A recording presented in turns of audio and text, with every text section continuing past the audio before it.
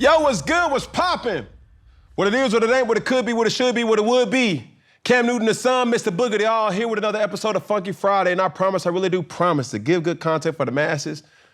But most of all, ladies and gentlemen, I just promise to keep it funky. Now, I'm excited about this next guest because we got some history, we got some tenure, we got some experiences, you know what I'm saying, that we could talk about, you feel me? And I'm excited to go into his world as I take you guys on this journey.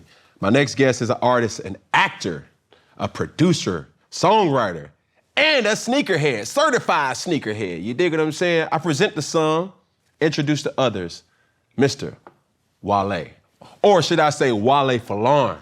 Anyway you want to carry it? What's up? My boy. How you doing? Good to see you. Is it DMV? Is it Maryland? Is it Virginia? It's DC, Maryland, Virginia. But do you represent an isolated one? All of it, the whole thing. All the above. It comes with it, yeah. You know what I mean? A lot of folks don't realize, like, I remember the Wale of the Nike boot Wale. Mm-hmm.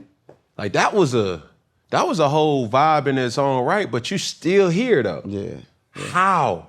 I mean, you know, you chop wood, carry water, you know what I'm saying? You keep working every day. Like, it ain't nothing, you know, do my album, do my tour, get back to it. You know, stay grounded.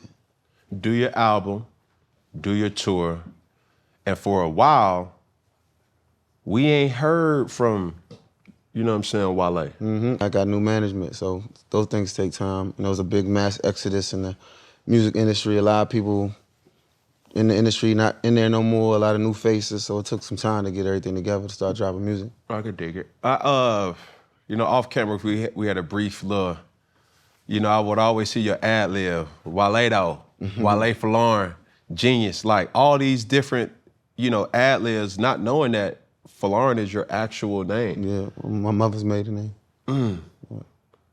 So that is of what descent? Nigerian, Yoruba tribe, Nigerian. Are you bilingual? Nah, I can understand a little bit, but I can't speak it. So take me through there, like the Nigerian roots to DMV, right? And how have you been able to mash that up into what people see today? I mean, I think that's why it's probably been so polarizing, because it's like I'm made up of all these different things that the masses ain't used to. They never really heard nobody from the DMV, like in the hip hop space at that time.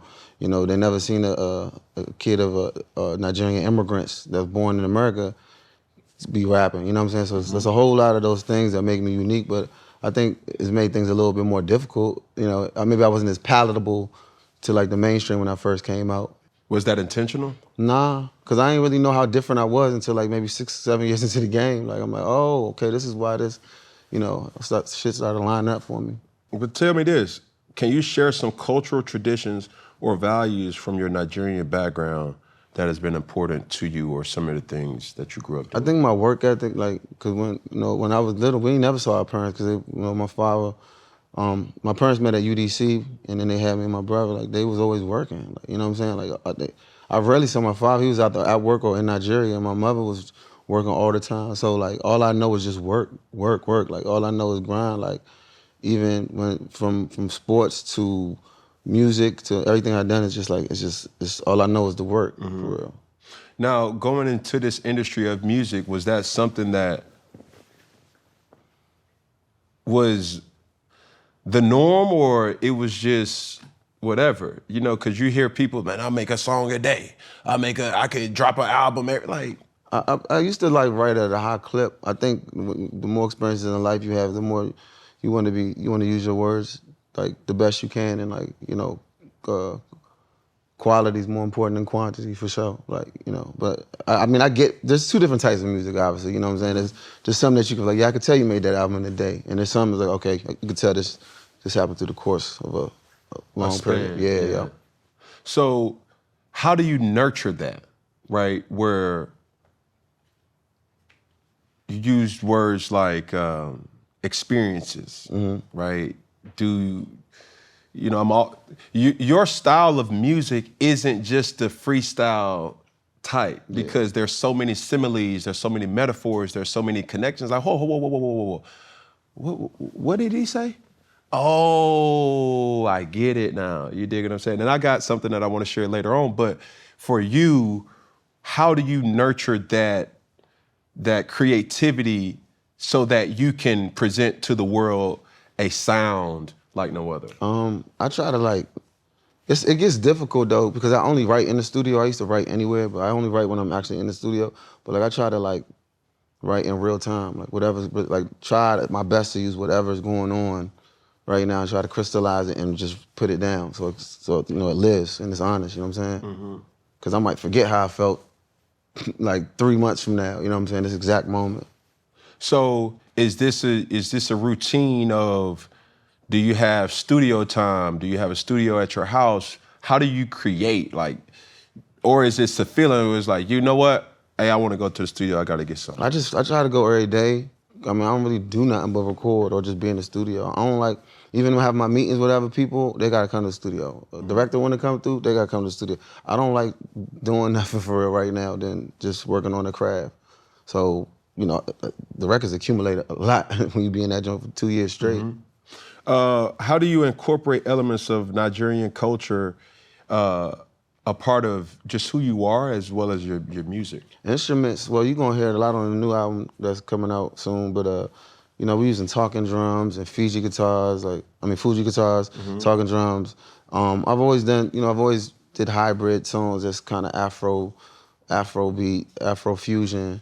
You know, I've always experimented with that in my career. So, you know, I grew up in, you know, going to Nigerian church in Southeast and, you know, in Landover, like, we grew up like, you know, family and everything, you know what I'm saying? So I just take pieces of that, try to add it into some of my fashion choices as well, you know.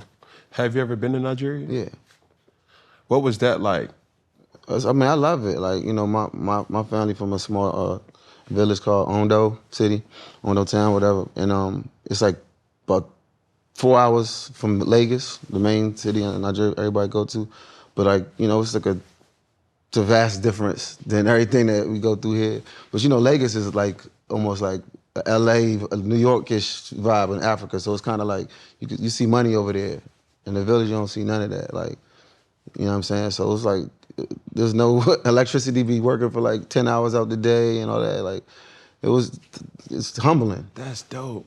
It's like I've never been to Africa. That's a part of my bucket list that I really want to do. I think you'll love it. I think you'll love it. Oh no, for sure. Yeah, especially South Africa. Is that Cape Town? Yeah. Yeah. Yeah.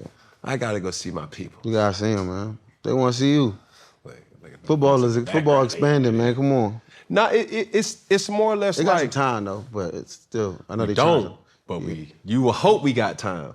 I think the depiction of how Africa is, and you know when you find yourself watching like Help This Family in Africa, and nigga, that ain't all Africa. It ain't all of it. Yeah. You know what I'm saying? Like the mission trips. Yeah. I just hate how they depict just our country. I think it's been, you know, the rise of Afrobeat and like the stars that we producing in Nigeria. Like I think it's kind of like people are kind of starting to see like the other sides, the opulence in Nigeria. Like, you know what I'm saying? Thames doesn't.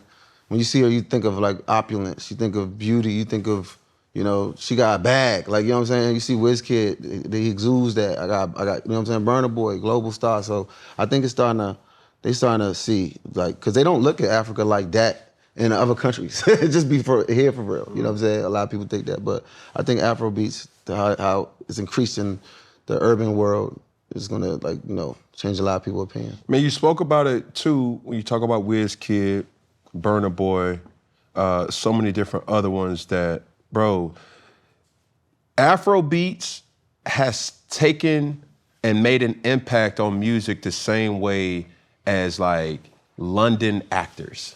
Yeah. You know what I'm saying? Yeah. It's like, yo, you forget like, man, no, this dude ain't from here, but he's popping here. And then you realize somebody like Idris Elba, like, then you see the guy from Snowfall, then you see the guy from All American. Just everything. Like, man, hold on. You see him on the red carpet? Yeah. Like, what? Yeah.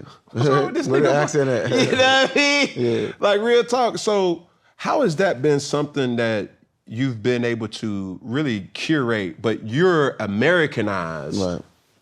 more so than them really being from there. Have you felt the support?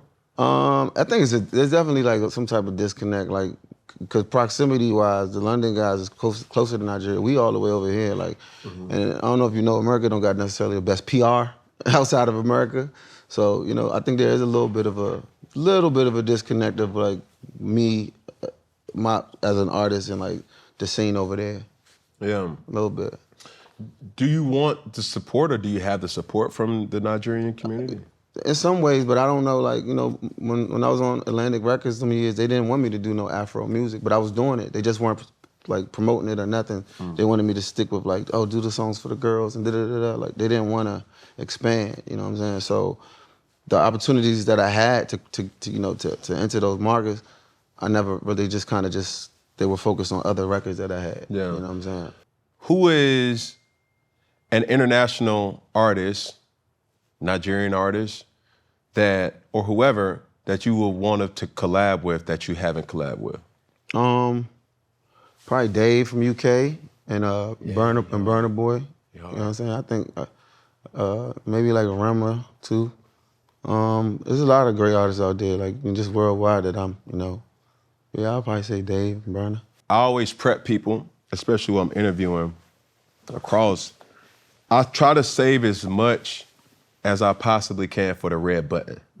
You know, I was in here about 5 to 10 minutes, not talking, and you was doing your thing, and it's like, it's not that I'm avoiding you, it's that I want to keep all content for...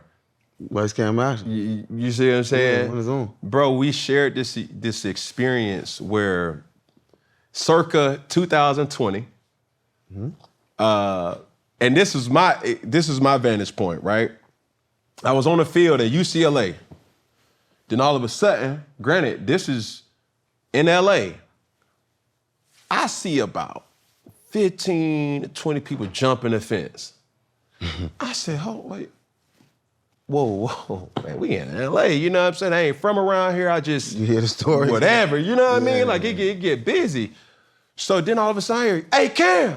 I said, oh, God, Jesus, please, not like this. Not like this, bro. Not like this.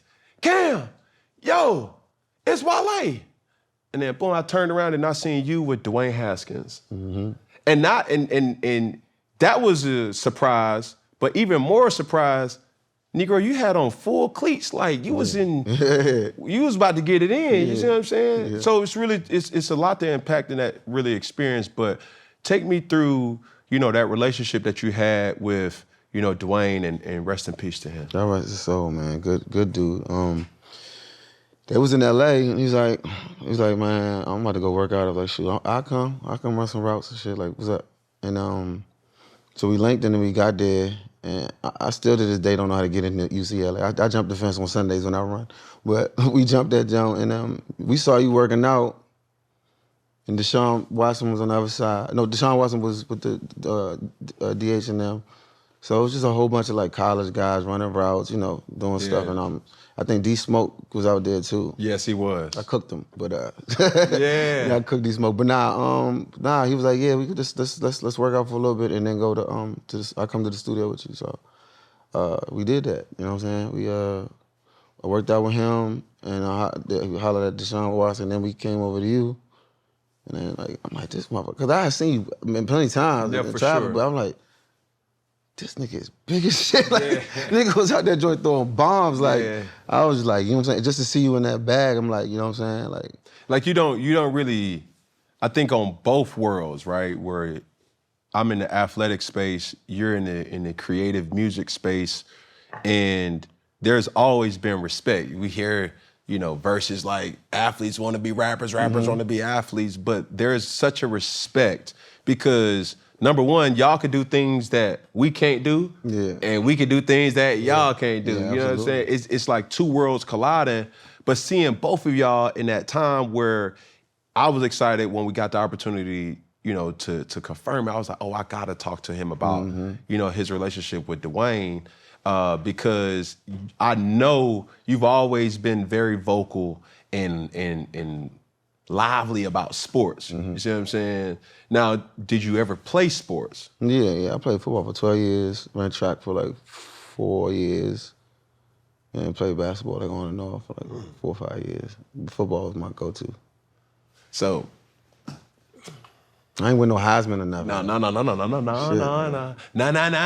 No. If you had to give a comparison to like an athlete that you can comparable, you know, the draft just passed, and we're gonna talk about that too. Like Wale for Lauren. Oh, Wale kind of puts me in the mind of a Like maybe like Peter Ward. Peter Ward? Cause you know he wasn't really like straight. He was cut like balance and all of that. Like yeah, like that was my thing, cutting and balance. Hey, you dug in that bag like that. Peter was He was a dog though. Like Florida and Georgia are different. Like yeah. I ain't learned that to college. That when all these Miami recruits at all the skill positions. Yeah. And I thought I was running routes for real. And I saw them running routes. I was like, okay, this ain't gonna last long. Man, shout out to Peter Ward. Peter Ward. Peter Ward kind of checked me a little bit. Uh-oh. When I was at a high school game, I went back to my high school, and he was like, what's the best athletes ever? And I said, Percy Harvin. Percy Harvin was like that. It was. And I'm like, bro, like you getting mad at He might really how be. How you gonna say that? And it's like in Florida. Yeah, said, that rivalry already there though. Yeah, it is. But Percy might really be. P-Dub did though. He was like the human joystick. Dante Hall, but Dante Hall for sure. But Percy Harvin he was strong too. Yeah. Like he was. Yeah. But Percy was just, and he from Virginia, no? Is he? No, he is from Virginia. No, I can know that for 100%. So you think he the best in the open field in NFL? Slow down now. You just saying athletic ability? Just who I saw through that I experienced. I was just like we were teammates. Okay. And between him and Chris Rainey, you may not have seen it in the statistics.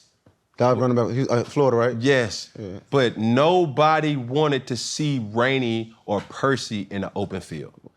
In the league, Christian McCaffrey.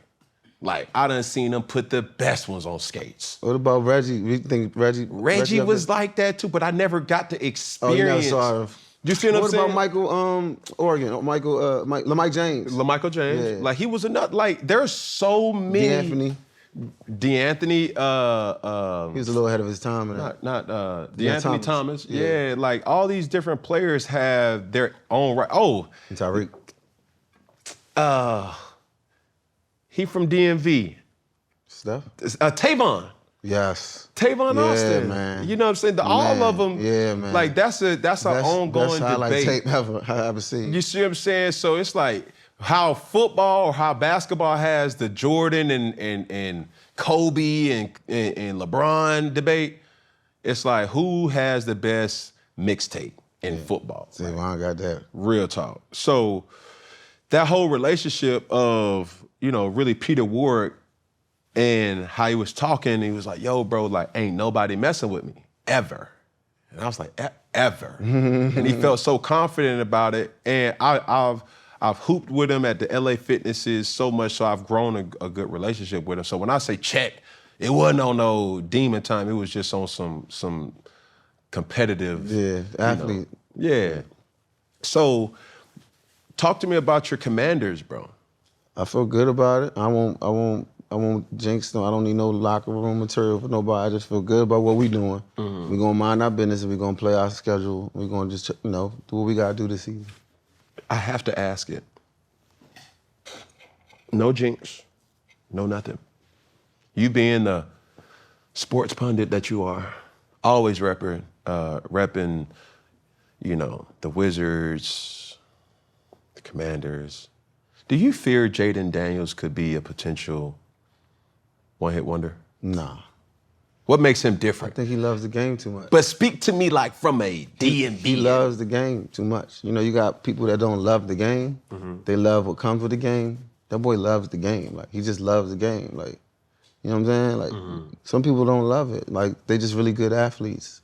But he's like a little, like, he look at the playbook, like, on his downtime. Like, he really like that. Like, you know what I'm saying? Like, you get thrust on to playing varsity football in 8th grade, like at 120 pounds, like something like that, something crazy. And like, he really, you know, public school, got all the records. Like, people like that, that's the type of archetype of somebody who really love the game. Yeah. Like, and I think he's like top 10 all-time passing in California. Like, and he's got will. That's not normal. Like, he love it. He do the VR stuff. He love the game.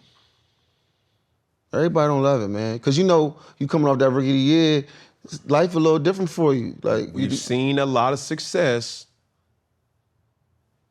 as a rookie season. I worry about that with most like CJ struggled a little bit the second year, but Yeah. But the line was a little. But I'm gonna say it in this way: there's nobody who had the game in the chokehold like Robert Griffin III.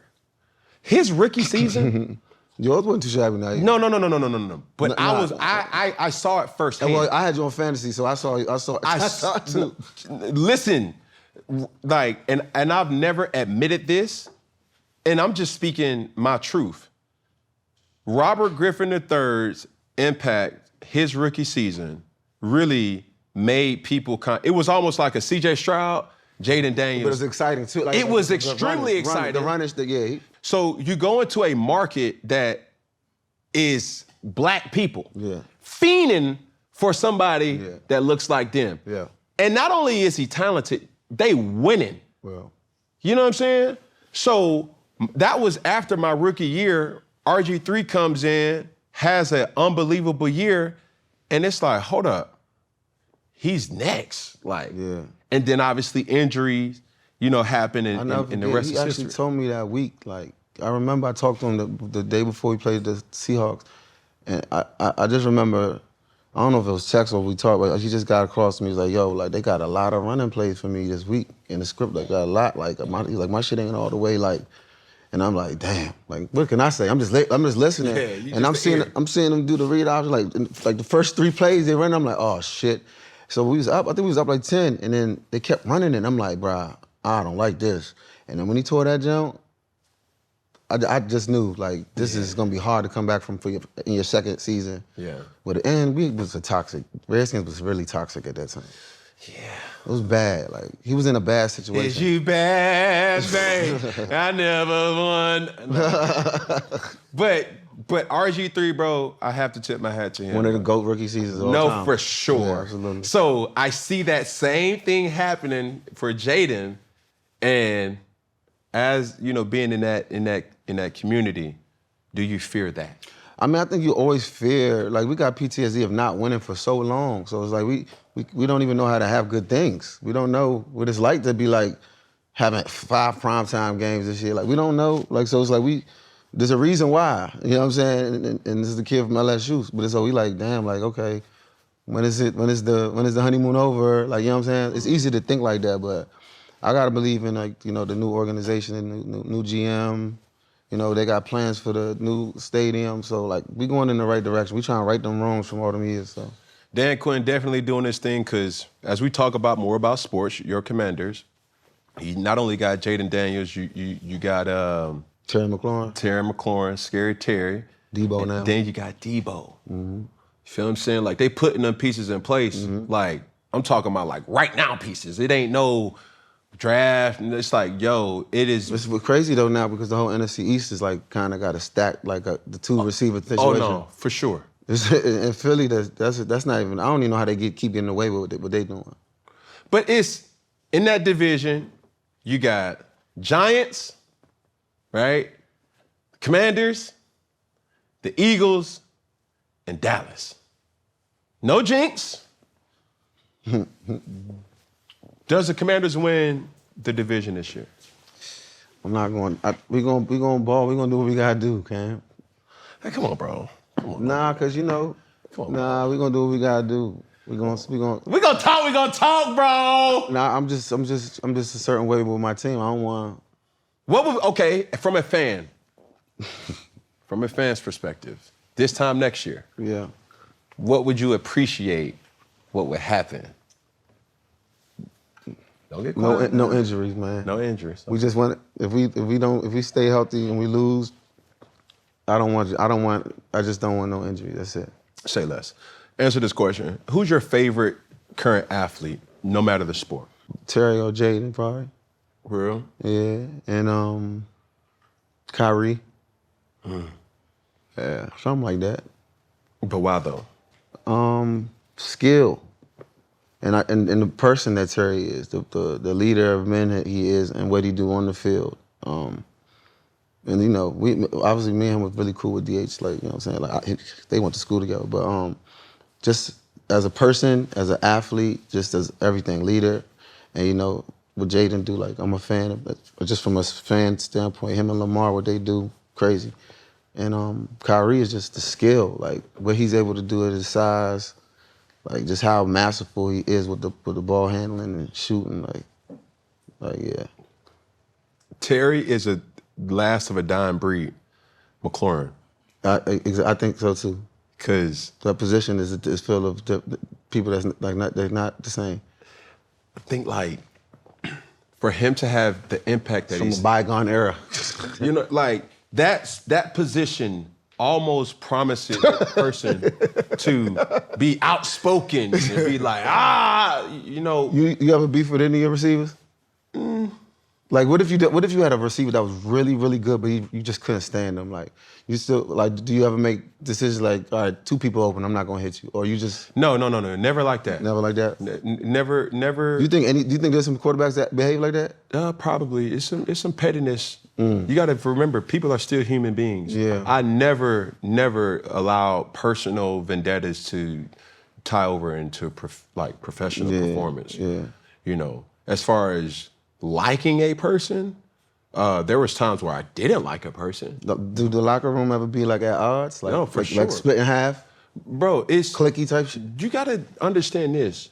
When you're around a person from July to really January, bro, there's a just because we on a team doesn't mean that we cool. It's like there's coworkers. You know what I'm saying? It's like, no, this is my coworker. This is not my teammate. And some teams win like that, but it's all a part of the environment.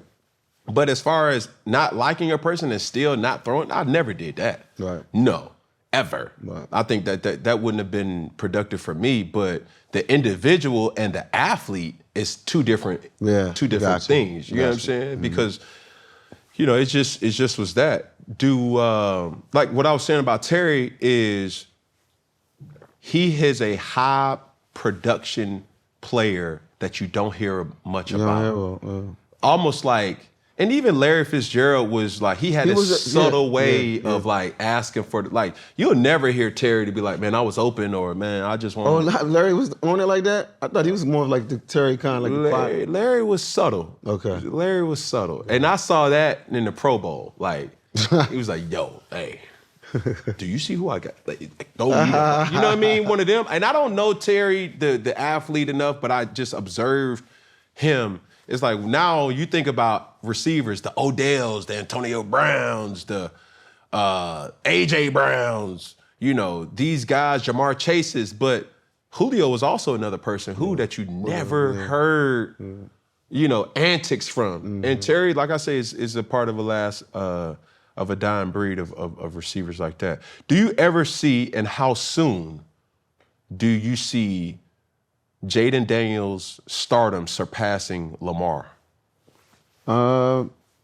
That's a toss-up. I think they're going to just run side by side. I think that's just going to be like one of them like Manning, Aaron Rodgers things, like kind of like, you know what I'm saying? Manning Brady-ish. Well, Brady is by himself because of all them Super Bowls, but like, you know what I'm saying? Like Brady's just all by himself, like, you know what I'm saying? But like, you know, Manning and Rodgers. It's a close approach with Mahomes. Yeah, Mahomes is up there. He by himself too a little bit.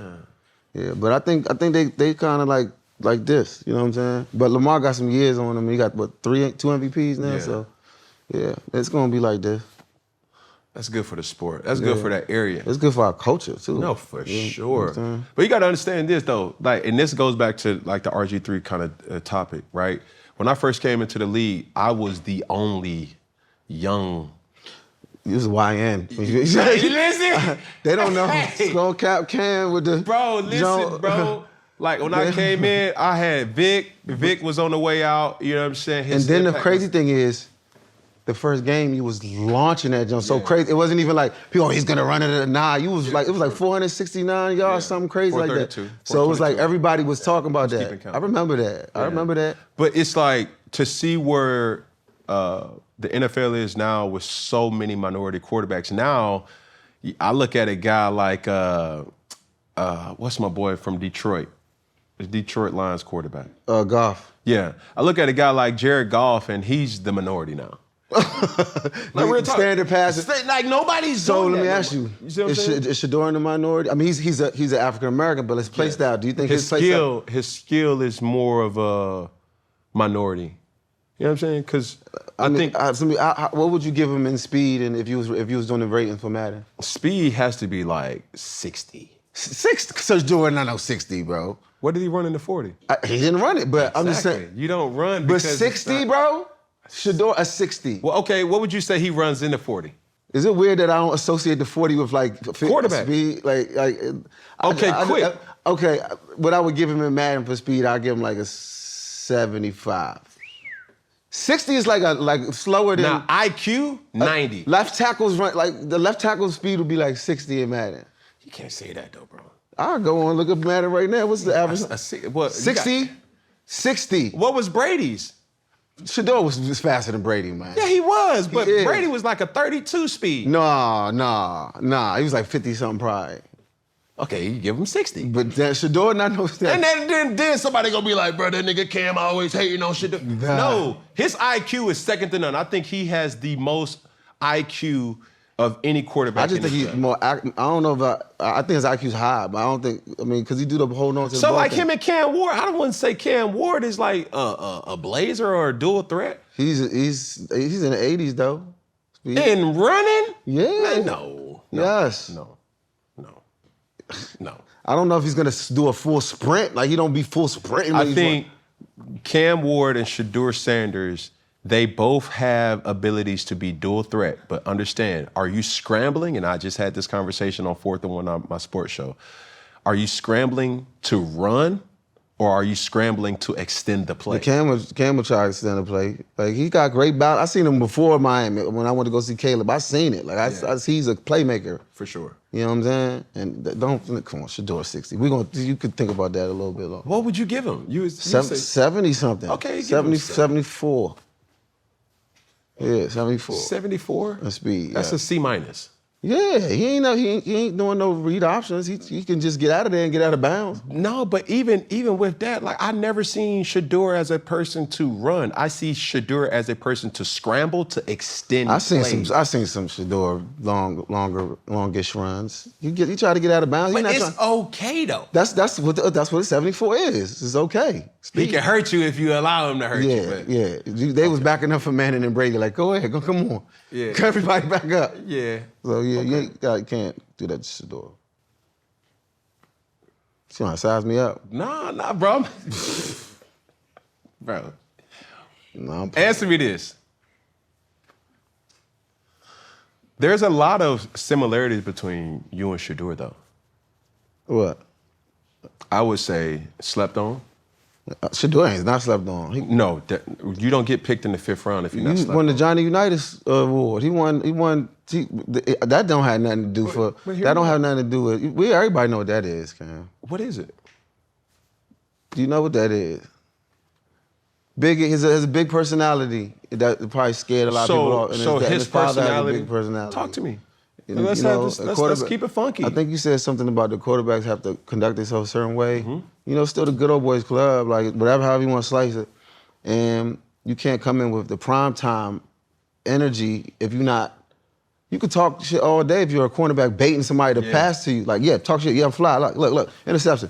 You a quarterback, you stunting on people like, you know what I'm saying? This is grown men out here. Like, so I know that has something to do with it. And then, I mean, maybe it didn't help their case with what they were saying about Flacco during the joint. That probably didn't help. When him and his pops was talking, he was like, Flacco my age. You know what I'm saying? But I'm just like, little things like that probably rub. He's like, damn, how can we just draft you with our first pick knowing you're going to be teammates with this guy? Yeah. Like, you know what I'm saying? Like, there's a lot of unspoken words about playing the quarterback position. that Of course. is. Of course. I mean, you've been around Of course. multiple quarterbacks where, dare I size it, whereas like Shadur is different. Shadur is no different than any other quarterback. But what I will say, But you know the thing is, you got to be such a unique. What you've had to, in history, you've had to be such a unique prospect to get the grace of being a black quarterback. What I mean is, Michael Vick was super fast. Like, you know what I'm saying? Like OD arm, OD everything. You know what I'm saying? It was 3 people to bring you down. You got rocket arm. Like you had to be that good. Now it's like, all right, cool. Like Lamar, he run like he run like Peter Ward, but fast with wheels. Like you got to be that exceptional if you black, like to be in. But I still think that Shadur Sanders has a lot of exceptional qualities about his play. I think throughout that process, I think that was something that kind of was like, hold on, like you coming into a situation that you don't know the law of the land. Don't you think you've seen a little, like if you've seen him change though since he's been in Cleveland? Like I watched close. I could see like we all have. It can't miss TV, and I think the NFL know what they're doing with it in Cleveland. They milking it for what it's worth. You don't have. But his whole tone is different now. Like it's like his whole thing is like, I'm just here like, you know, even he didn't try to get his number. He didn't try to do nothing. He's just like chilling. You know what I'm saying? This is the first time in history that a 5th round pick in the current draft has led jersey sales. Yeah. Well, you see what I'm saying? Not the first pick. And impressions on social media. No, Cleveland for sure. crazy. Like nobody is watching 3rd, 4th round as much as we was watching. This might be the best reality show the NFL's had in a long time. And they leaned into it. But But you got to understand, and I heard Charlemagne say this. You know, freedom of speech is not free. Right. Everything that you say, everything that you do, right, is a way for people to judge you on some type of context. You dig what I'm saying? Yeah. And I think what Shadur was doing, what Shadur was saying, what his father was saying, and I have the utmost respect for, you know, Prime and the way the father has kind of engulfed his children in a way that we all, you know, as parents, want to make sure that our children are protected and taken care of. But there's also certain things that when you put a microscope to, okay, you're playing quarterback, okay, you're going into this league, okay, you understanding how, you know, we're doing certain things. It's certain things that you got to incorporate too. Yeah. You know what I'm saying? And dare I get into Do you believe I was just about to ask you, like all the like anonymous, like he was doing sources. Do you think there's smoke and fire where there's smoke, there's fire with that, or you think it's just completely? I listen, and this is coming from this. There's so much relatability to what Shadur went through that I can relate to as well. Some people may not like you; they just don't like you. Yeah, you know what I'm saying, and you got to be fine with that. But you got to win in the NFL, though. But like, I do think people's jobs is on the line. For sure. I do think a lot of being a quarterback is welcoming, and you know, as you're going into a league where it's like, yo, I'm going to win, like. It's everything is resume based.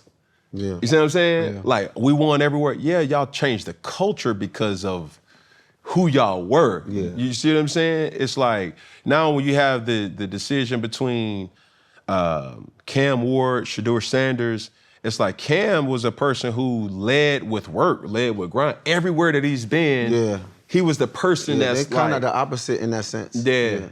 And a lot of, I'll say it like this too, I don't think not being the most talented player on the team helped Shadur, because Cam Ward was the most talented player on Miami. Yeah. Shadur having Travis Hunter. And that boy Horn was he's a sleeper. Yeah. He's my sleeper this year. No, for sure. And he in Carolina, I'm excited about that. Yeah, but for him not to be the most talented player on that team is also something that if we put in microscopes and we're trying to just have barbershop talk and discussions, it's like, okay, yeah, you had the Belendikoff Award winner. Yeah. You had the Heisman Trophy, you know what I'm saying, winner, but who did Cam Ward have? So Restrepo nice though? Who? Restrepo? No, for sure. He gives me Wes Welker. Julian Edelman-esque, you know, very fiery guy, a route, you know, genius Precision that can feel the routes and things like that. He got right back with his man too. For sure. Talk to me about the NIL, like from your perspective. Man, it's kind of like a gold rush right now. It's I mean, you always want to say get your money in, you know what I'm saying? But it's like, yo, like some of these things might have lasting effects on your lives. Like, you know what I'm saying? Like you're not really Your frontal lobe ain't even grown yet. You already making 3 million, 2 million. Like that might be, I don't know, man. I be wanting my youngins to get their bread, but it's like, bro, maybe come up with like you get like half when you graduate, or if you graduate, something. Cause it's just like you giving a kid like this much money in this world. It's known news all over the country. Like this girl, there's people in your DMs. Like this family member that shouldn't be knowing how much you getting. Like that's a little bit scary if you think about it. And like, you know, one of my players at Maryland, he was like, yeah, you know, it's like we hire contractors now, bro. Like, that's just what it is. Like, you might get me 1 year, and you might not have it for me next year. You know, Central Florida got it. Then I might go 3 different schools and then try to go to the league. Yeah. That's so, bro, back when, in my day, like, you transfer, you gotta sit out a whole year. No, for sure. So people, like, imagine the first time you, like, got upset with your coach, like, oh, no, I'm gone. You're not even processing like, yo, okay, I'm fourth string. You storm off that field when we were playing. They was like, nigga, where you going? Yeah, you'll be back. And if you in the conference, you had to wait 2 years. So like, sure. So that was like, I think that changed. That I mean, that rule alone made a lot of niggas men. The transfer portal, for sure. And I think the transfer portal, pre-transfer portal. Yeah, and now it's having an adverse effect because it's like, yo, you're not even processing the good and the bad. Nico from Uyamalava. Yeah. Sorry, man, they messed up my name too. But Oos, like, but like he going to a worse program, a worse program in the year that you trying to get ready for the league. Yeah. Now, if you have a bad season, you might not even get drafted. No, I don't think his skill would not get him drafted. But look at DJ Ualangale. But that goes back to he the had resume. The skill. If he stayed at Clemson or he stayed at let's talk about it. He would have been all right. Let's talk about. But he didn't win, bro. See, that's didn't he win at thing Clemson though? Huh? He was winning at Clemson, right? He got benched at Clemson. Talk to me nice. Then you go to Florida State. No, then you go to Oregon State. Yeah. And like you're above 500. Like you talk about guys like Cam Ward when you getting 10-win seasons. But Nico not good. Like UCLA not that. Like they're not like that. They're not Tennessee. You see what I'm saying? Yeah. And even with talking to his pop, Big Nick, a person who I have so much admiration for and respect, it was just understanding like, yo, it counts now. Even with the transfer portal, freedom of speech is not free. Decision making is not free. What you mean it counts? Huh? You said it counts. It counts. Yeah. Like your decision that you make, it counts. You have a idea where you say, hey, I'm about to transfer. Are you transferring because you don't like the coach? Yeah. Or are you transferring because it's like, yo, I'm behind Wale. Wale was first team All-American. I'm not going to play here. Yeah, I respect him enough, so I got to leave. You see what I'm saying? More than the money. The money should be the last thing. That's the last thing. Because the money's greener on the other side. No, for sure. But he left because of he didn't leave because of the money? No, see, that's... Media.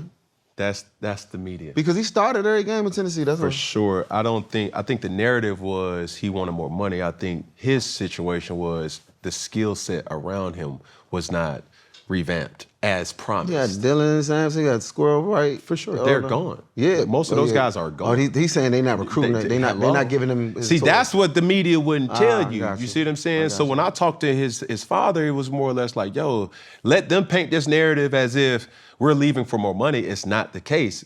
We had multiple conversations with the talent personnel, and they knew our stance on we need help. Right. We need talent. We're 7 starters, offensive starters. I'm trying to get my first round back. You dig what I'm saying? But his skill set, Nico, we're talking, it was, you got a good resume. Like, yo, you went to a bowl game. It wasn't a good loss, that you guys kind of suffer from Ohio State, but it is Ohio State. They won the national championship. But going back to your boy that was at Clemson, it's like, bro, there were some ugly losses. There were some ugly interceptions. Yeah. And above all, for me, in that last Florida State, they ain't make it no easier. Bro, I'll put this on record, right? And I had this plan, this roadmap to the NFL that I had. And I told my father, I told Coach Malzahn, when I went to Auburn, I was like, yo, dog, if we go to a BCS game, that was the BCS game, they didn't have playoffs at that time. Yeah, I'm out of here.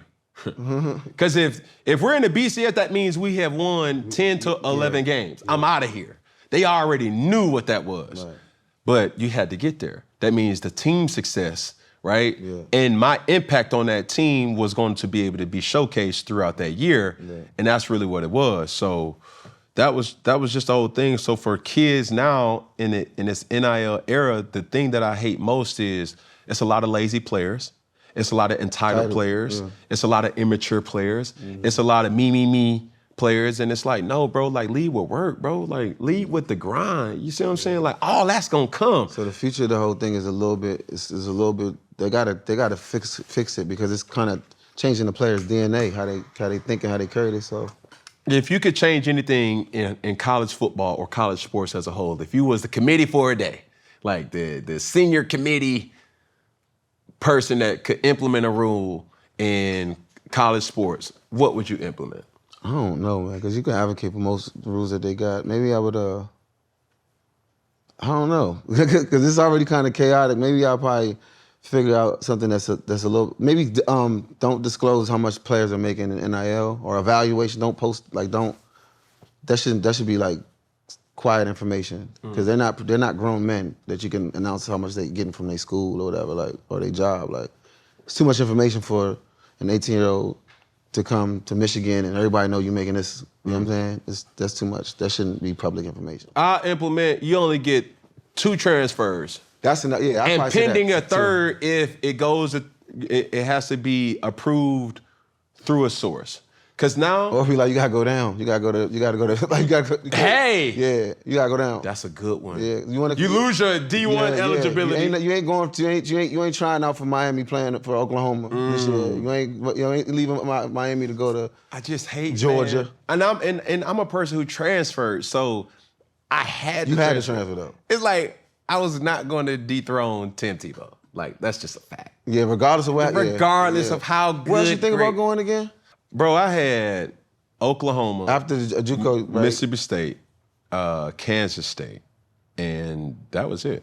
Oklahoma, Kansas State, Mississippi State, and Auburn was my only options. My decision, and Auburn came in strong late. Like if the recruiting process stopped in January. Alabama schools recruit differently. Bro, they came in around like November-ish. Heavy, like we want you. It's like, nigga, where y'all been? Nigga, recruiting started in January for a nigga. You know what I mean? They ain't want to tire you out. This is at the last second we gonna make history. Exactly, but it was the best decision of my life.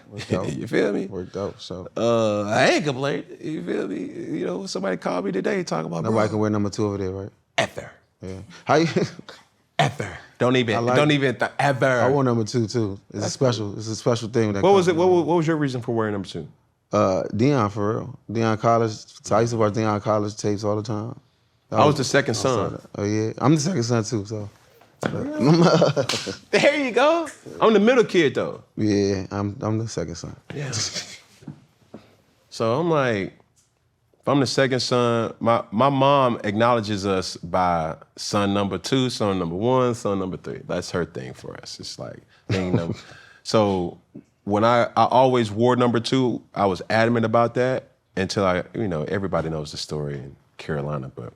And it just looked the best. It just looked like the best. And then what's her name wasn't trying to let you get that jump, Clausen, right? Yeah.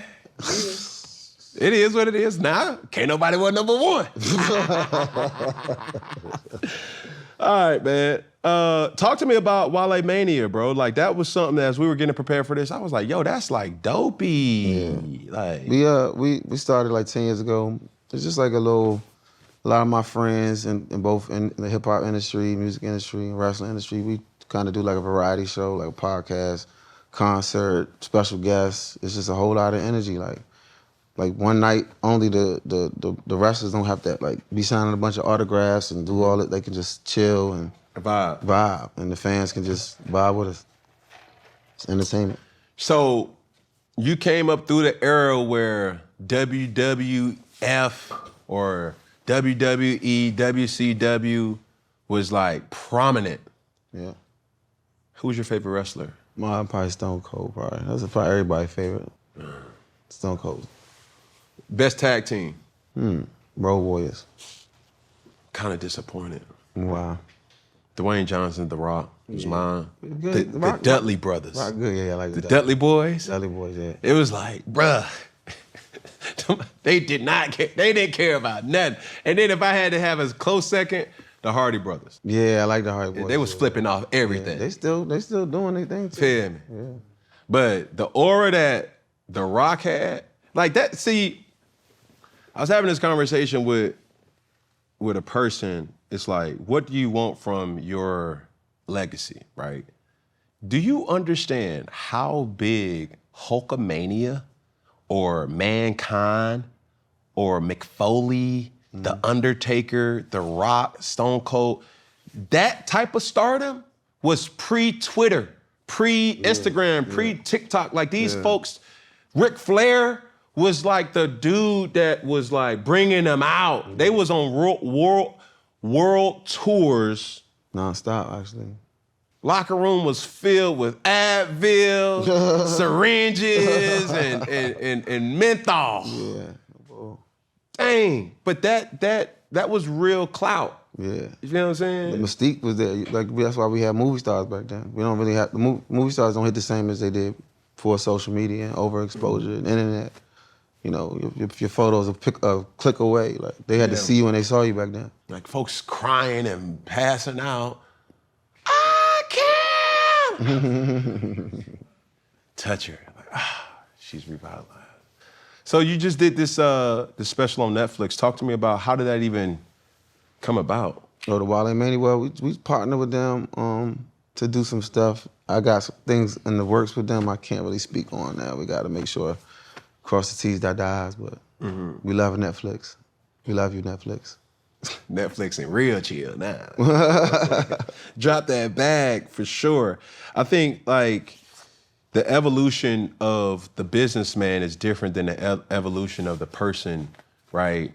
Of that people may see, right? There's so much that when I think about Wale, outside of, music, I think I've always admired the fashion sense. Every time, whether at the all-star, appearance or whatever, just crossing that path, like you always put it on, like. I appreciate it. You feel what I'm saying? From one, person who really, I don't too much want to be like, bro, you got on my shoe. Nah. But one-on-one. a lot of the things that, like, what goes into your fashion sense, your fashion styles, and how would you create, like, I'd be winging it for real. I just be winging it. I just go grab stuff and I don't really put too much thought into it for real. Just be winging it. Is this hype beast? What? What I'm wearing? I'm asking. Like, I literally just found out what hype beast was. I didn't even know that was a fashion genre. No, hype beasts just, they get shoes or get items because they're talked about rather than because they like it. I just like what I like. I get what I like, so. Could you describe your fashion sense in a sentence? Comfortable, maybe? Yeah. Cozy, comfortable. You ever been to the Met? Nah, never got that invite, man. Dang. It's hard, man. Hard to get in that jump. Why do you think, though? I don't know. I don't know. I can't give you that answer. I wanted to go this year. They didn't invite me either. Oh, it's tough, man. It's tricky. You want to boycott? I don't think I have a choice. What do you mean? I can indirectly boycott, like without, because I'm not invited. Well, we got to do something egregious, like, to get their attention. They be like, hey, I think I seen Cam and Wale. I don't know what they was doing, though. Like, yeah, you got to be in them circles. You got to, I'm in my own little vortex where I be at. So I don't even know if they even know how to reach me for real. Like E.T. extraterrestrial. Yeah. Like, hey, somebody know Wale? Yeah, I wouldn't even get the call. I felt a certain type of way not being invited to this year's Met, though, because it was dandyism. Yeah, like, that's Tuesday. For you. It's like, what? I wake up on dandy time. Yeah, like, this is true. You was probably on a couple mood boards. Are you looking at me? Like, are you understanding? Like, you probably on a couple mood boards for some of the people, bro. It's just, and I'm seeing a note right here that's like, you have to donate to the museum. I've been to the Met. Nah, I got close up on it. He really. And I ain't never donated nothing but my presence. And I guarantee there's a lot of other invitees. I bet you they didn't know that you wanted to go. Well, Anna Wintour, this is a public service announcement to you, my doll. If there ever is another Met, just give me the opportunity to say no. I won't. But just like, hey, Cam, do you want to go? I'm like, come on, man. So if you get your invite, that could be a +1 now. They don't do that. See, that's the No, thing. yes, they will. After this, they will. Anna! It's me again. It's me again, as a humble servant. If you are in, if you ever hear this, just block off 2 invitees. I promise you, it will be something that you will want to do because, you know, I will put it on. And my dog, my good constituent here to my left, Mr. Wale Falarin, genius. I'll be there in my finest haberdashery. You dig what I'm saying? But next year, it'll be a different type of mood. You know what I'm saying? We can still figure it out. Type of thing. It don't matter. See, that's the thing. See, a lot of folks got Neapolitan kind of sauce and swag. You feel what I'm saying? You only got 3 different dimensions. You know, you got hype beasts. You know what I'm saying? You got jerseys, or you know, you got, you know, punk rockish or whatever. Me, Baskin Robbins. 31 flavors. I mean, what you want to do? You want to go to church? Okay, say less. Yeah. You want to go out? Say less. You want to go to a tuxedo, black box? Man, say less. You want to go to a game? Say less. It's like I'm there in any situation, and then I'm gonna camouflage it. So if I had to explain my fashion, it would be like hyper posh. Hyper posh. Yeah. With dandyism. That could be a synonym, you know what I'm saying? Futuristic dandyism. Like, bro, so many times, like I be seeing a lot of people, but they lead with the flash. I just lead with the details for me. You know what I'm saying? Bow tie. They like, bro, why you be wearing bow ties? You in the nation? Like, nah, bro. Nah. Shout out to all my brothers, you know what I'm saying, and sisters that's out there. But this is a lost art. If you see people with bow ties, it's probably a clip-on. Yeah. Like I took the time to go to YouTube University. So you a classic man. I'm a classic man. They didn't even invite him. I know. Dang, so don't feel bad, bro. And the winter, we'll be there next year. I'm trying to tell you. Invited or not. Invited or by force. We gonna go up them steps. Yeah. You know what I'm saying? So we gonna leave with something too. I might have 2 outfits. A French fry. No, they be doing it. Yeah. They be doing it for sure. And it's a thing too. I told a story about my Met experience because I felt this small. Because I was sandwiched in between Kim Kardashian and Nicki Minaj. And that's their world. You know what I'm saying? Like if that ain't your world, it's not that they disrespect you intentionally. It just be certain things that's like, who is he? Yeah. I mean, I go through that. I live in Beverly Hills, so I go through a lot of that. Who? What? Am I supposed to? What does he do? They go out of their way to just like, I didn't say I was nobody. I'm here though. So like, can I just, you know what I'm saying? Bro, got to do that. They had so much. It was like the 4th of July, seeing how much coverage like Kim Kardashian garnered, and I had to go behind her. Yeah. That happened to me at the Grammys before. I forgot who it was. It was somebody. I think it was like Adele or something. And I went by. It was like. Adele, can you come back real quick? Adele. Hey, Elder, switch up real quick. Hey, over here, Adele. I was like, okay, bye, guys. And then cool. It's like, okay, like you feel this far. It's like, hey, don't worry about it. You want to fight? It's like, life, though. That's life. Yeah, but you know, the view for me was immaculate. Yeah, sandwich. Kim K? Yeah. Nicki Minaj? It's an expensive sandwich. No, for sure. Still ratchet though. I bought the ratchet. Like, you know what I'm saying? You can't just But like what's a can't miss item for you in your fashion? I like pants, man. I like pants. I like different type of pants. For real? Yeah. Different types, different cuts. You ever went through a skinny jean phase? I think we all did. Yeah, I think we all did. What was the worst fashion aesthetic that you was like, Nah, it's gonna sound like I'm talking about somebody. So, there's been a lot of faux pas in urban fashion. Faux pas? Yeah. What that is? Like there's been a lot of like bad choices, bad things that have happened in our urban culture and fashion. A lot of missteps in urban culture, but I won't speak on them because it's gonna sound like I'm talking about somebody. I can speak. Nah. One of the things that I always like hang my hat on, which I don't have right now. Shout out to Mashika. I know it's a part of it's rich in our culture about jewelry, But like sometimes it could be too much jewelry, and it takes away from the outfit. I think it's all in presentation. Like some people it look right on, some people like it look like it's a reach a little bit. Some gaudy jewelry can look nice. You know what I'm saying? Some it's just gaudy and it's tacky. Like I just ain't never really seen a lot of good jewelry selections. yeah. You know what I'm saying? Like now I done seen the top, and I'm like, ooh boy, they dancing like Usher, Chris Brown, and Michael Jackson. And it was like, bro, hold on. You got all type of light on your jewelry and it still ain't busting off. You know what I mean? Like, Well, that's the quality of the jeweler and the diamond and all that. sure.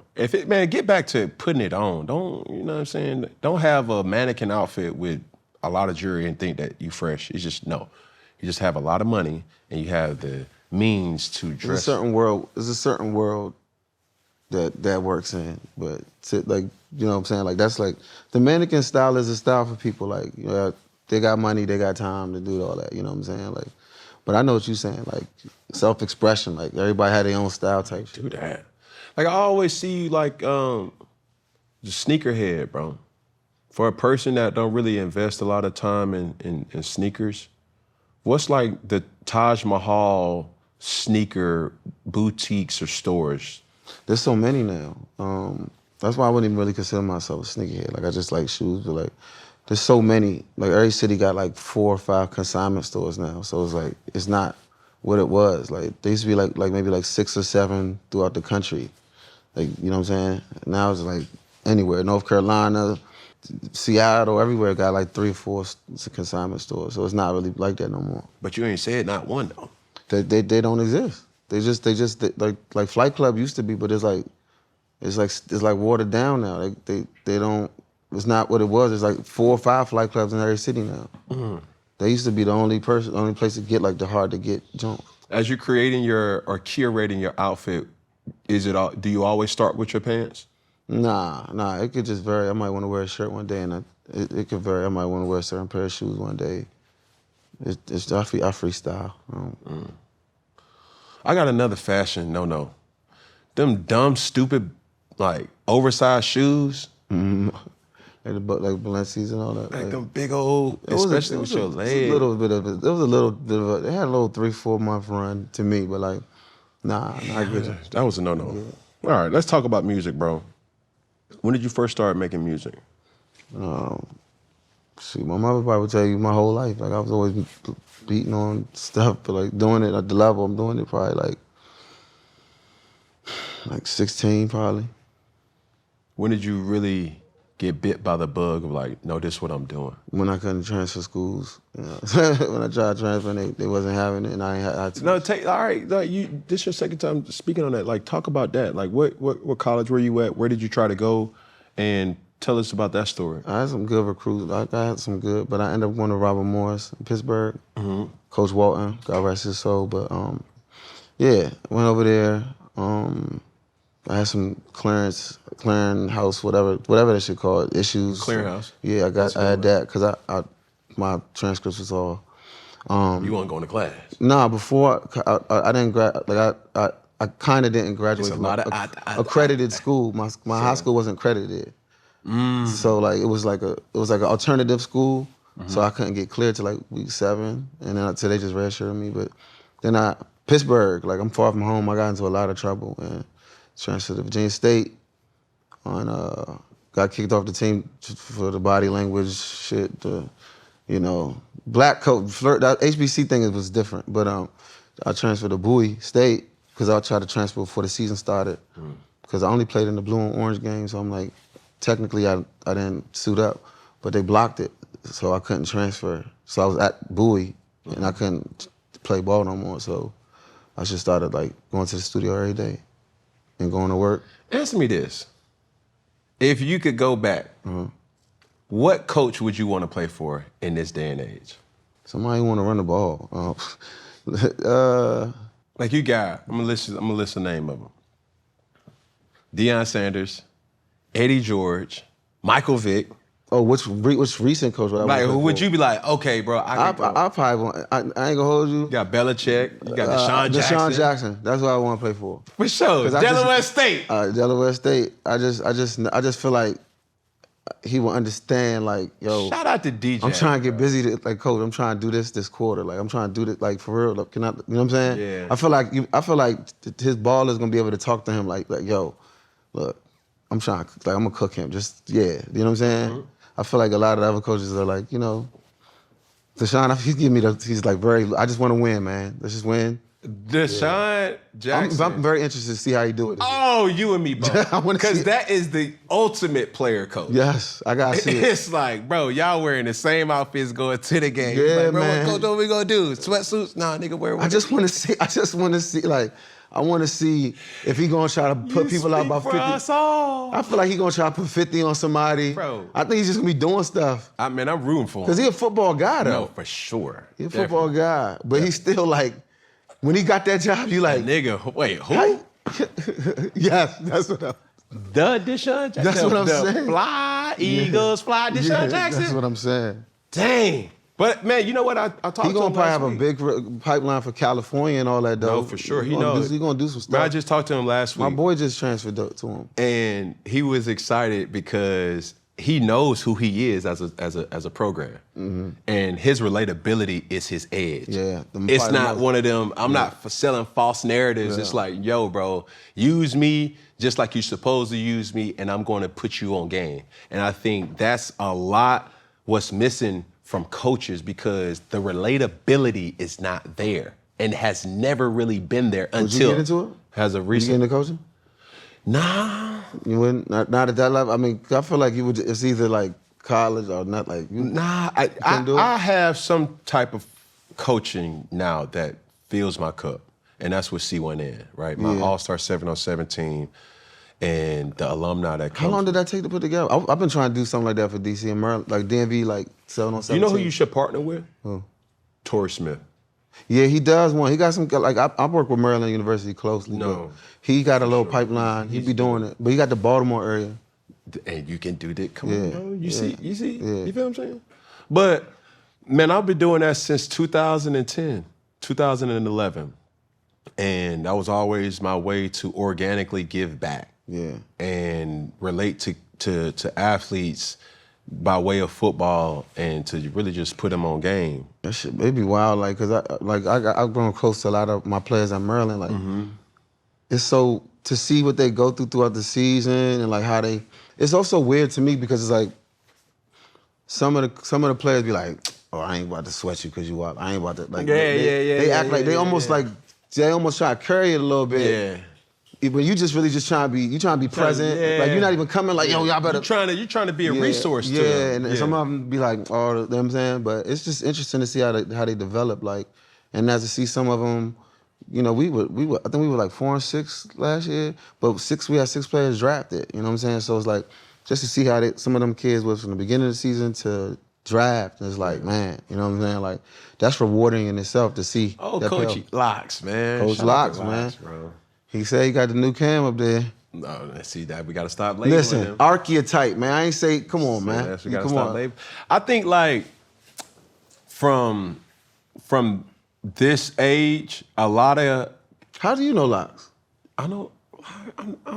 I mean, like in what capacity? I'm trying to figure. Say less. So I was with Under Armour. Yeah. So Under Armour, and then we did an event at University of Maryland, and I didn't really know Locks was. His resume was as rich as it is. Him being, offensive coordinator at Alabama, being around the, star-studded players that he was around. And, man, we put a couple cigars in the air, man, just talking it out. And it's just respect, bro. It's an appreciation of being that. You know what I'm saying? And he's one season away from really stamping his legacy as an actual coach. So yeah, shout out to Locks. Let's go University of Maryland. Yeah, let's get it. But in that relatability part, a lot of players don't have the gift to relate to their coaches. Like, take me for example. I never had a black coach. Like, from a quarterback's standpoint, like every one of my quarterback coaches was always white. You never had not one quarterback or offense coordinator? Not till one. I had a minority head coach, and that was, Ron Rivera, but oh God. It stopped. No, high school for sure. Let's say Ron Rivera did irreparable damage to my team. What? You got the Ron Rivera, you know what to say, Ron it's Rivera. different Ron Rivera for sure. You see what I'm saying? But in high school, it stopped at high school from minority. It was crazy because mine was, not want to say flipped. It's like I didn't see a Caucasian person. I didn't even know what a white person was all the way up until high school. Like, boom. And then once that's PG County for you right there. You feel me? Then I went to college. I went to the University of Florida. It was like, yo, what a niggas at? You know what I'm saying? Like, it was just a football player. They stuck out like a sore thumb because if you was there and you was not an athlete, like, you had to be dumb smart. That's how Robert Morris was. Like, But I played for a white coach, PWI, like 1AA at the time. The stuff that the white coaches, this is just my experience. The stuff that the white coaches get mad at is different than like Coach Walton. If you run a route, you drop it, he don't even say nothing. He won't even say nothing. Like it's next rep. But if you jump off sides, he on your back. Coach Faison, the black at Virginia State, if you drop a ball, he gonna try to embarrass you in front of everybody. He gonna like he gonna tell us like it's just like stuff like that. Like it's I always think about that. Like Walton just wanted the execution, like to know the play, know where you're going, and do it full speed. Faison would be like, you think you're gonna start? You think you're gonna like everybody look at this? You know what I'm saying? Like, but that's for dropping a pass or fumbling. I mean, as you're talking about, just coaches as a whole, some coaches' philosophy is different. You got analytics based where it's like, yo, know your job, know your responsibility or skill, right? Then you have another philosophy that may be just know your job, just perfect that, and it is what it is. Catch, run, make a play. Yeah. So let's talk about, you're on your 8th album. Can we speak about rappers' longevity? It's hard, man. It's hard. Like, what makes it hard? I mean, there's so many things that throw you off. Like, and I lost a lot of friends, like in the streets and just otherwise. But like jumping in the industry, being here for about 16 years, the amount of friends that I lost is not a normal life to live. Like to be that close with so many people that died because of this job that you got. Your mentality changed over a while. Like paranoia increase. Like it's not the brightest place to be. And years to do that to you. And like, cause our job is really a subjective thing. Art is very subjective. Like, so you could be the greatest rapper of all time, but like, everybody could be like, oh, I don't like you, you're not good. You know what I'm saying? So that can just throw you off. You know what I mean? And that the longevity is not no joke, man. And the game done changed, it keep changing. This segment is a paid partnership with BetterHelp, the world's largest online therapy platform. Their mission is to make it easier for everyone to get the mental health support they need without stigma getting in the way. You can check them out and get easier access to support from wherever you are at BetterHelp.com. Honestly, it's been such a shelved discussion, especially for me, and I think I can speak for a lot of men in my community or culture, that we don't really identify mental health as the energy that it deserves. I think, when you talk about mental health, it's always been associated or tied to weakness. It's always been aligned with like something negative that has lasting impact on a person's growth, a person's thought process, all the above. But for me, mental health, as I grow into a man, a friend, a son, a brother, an associate, has been something that you really have to give the awareness to it that it definitely deserves. As an athlete, the what ifs, what if it's raining, what if it's snowing, what if the crowd is off the Richter scale, and what if you're dealing with certain personal issues and you still have to perform.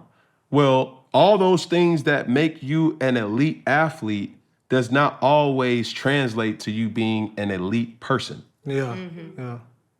You know what I'm saying? And that's the hard transition. It's like, I trained my mind to block out the distractions. I've trained my mind to not allow my personal relationships to affect my on-field performance. But now, as I go into the real world, or going back to the pedestrian world, where that's not good. Yeah. I think healthy masculinity is awareness. No ifs, ands, or buts about it. Awareness to the degree where when you are aware of your emotions, emotionally intelligent to you and others, right? Being very conscientious of the rooms that you're walking in, who's in the room, what tone can you use in the room, what words can you use in the room, what words can you not use in the room, what should you know, and how can you really maneuver without altering your true version of yourself. And it's not changing, it's just really showing the world this in this situation. I think there's too many times people go in, situations without being aware of the circumstances. And those circumstances aren't always other people's circumstances. It could be you, right? I had a situation, that I appreciate because it's better to identify it and come up with a resolve in that time. And some of that can be, I'm not the best version of myself. So therefore, I will respectfully decline. But while you do that, give the respect to yourself and others to have a plan to attack it, right? My father put me on this speed bump versus roadblocks. Like, you slow down approaching a speed bump, but you eventually get over it. A roadblock, you come to a complete stop. And it's no determination of how or how long this particular situation is going to be. So I believe in approaching everything with the speed bump light, with a plan, with a strategy, and not letting it, bleed into other situations. Just to piggyback off of that, just like we said, emotional intelligence. I think the biggest thing with men, it's natural for us to be, like just stone. And it's like, when you're able to open up and use your words to articulate how you feel emotionally, that's when you get to a point that it's like, that's healthy masculinity. Masculinity has been deemed as this word of just be hard. If I love her, she'll know. And it's like, no, tell her. Tell your children, tell your people around you, but also having a level of discipline too. Like you said, bleeding on everybody. It's like, bro, everybody don't need all of you. You gotta control your emotions to a sense, but don't let them stay dormant. So having a balance and a healthy balance, reading this book, Waging the War Within, it really talks about that. It's like, man, instead of yelling back and forth, it's like, look, let's calm. Let's calm down and let's talk. I hear you. You know what I'm saying? And it's not always about being, I'm the man, I'm masculine, so this is what I'm saying, this is what I'm gonna do. It's like, how are you gonna show up? What man do you need right now, in this moment right now? And being able to show up in multiple phases and facets of that man, right? Dad you is not boss you, or, Peggy me is not Omari me at home, and being able to compartmentalize. And that's the big thing too, is like compartmentalizing your emotions and the emotions that's needed in that moment, because a lot of times, just as men, I would just say, if we have ourselves and we're disciplined and we know emotionally where we are, we can say we love something, we can say we don't love something, and being able to communicate that, a lot of times we are already in control of a situation.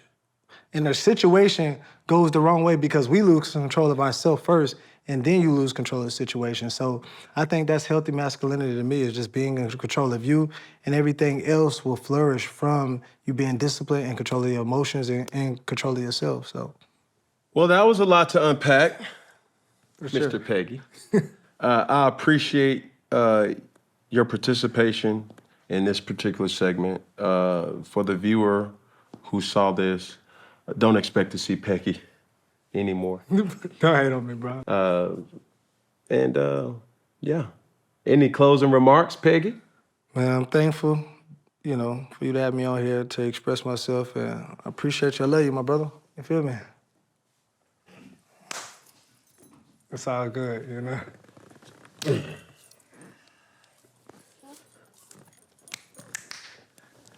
This segment is a paid partnership with BetterHelp, the world's largest online therapy platform. Their mission is to make it easier for everyone to get the mental health support they need without stigma getting in the way. You can check them out and get easier access to support from wherever you are at BetterHelp.com.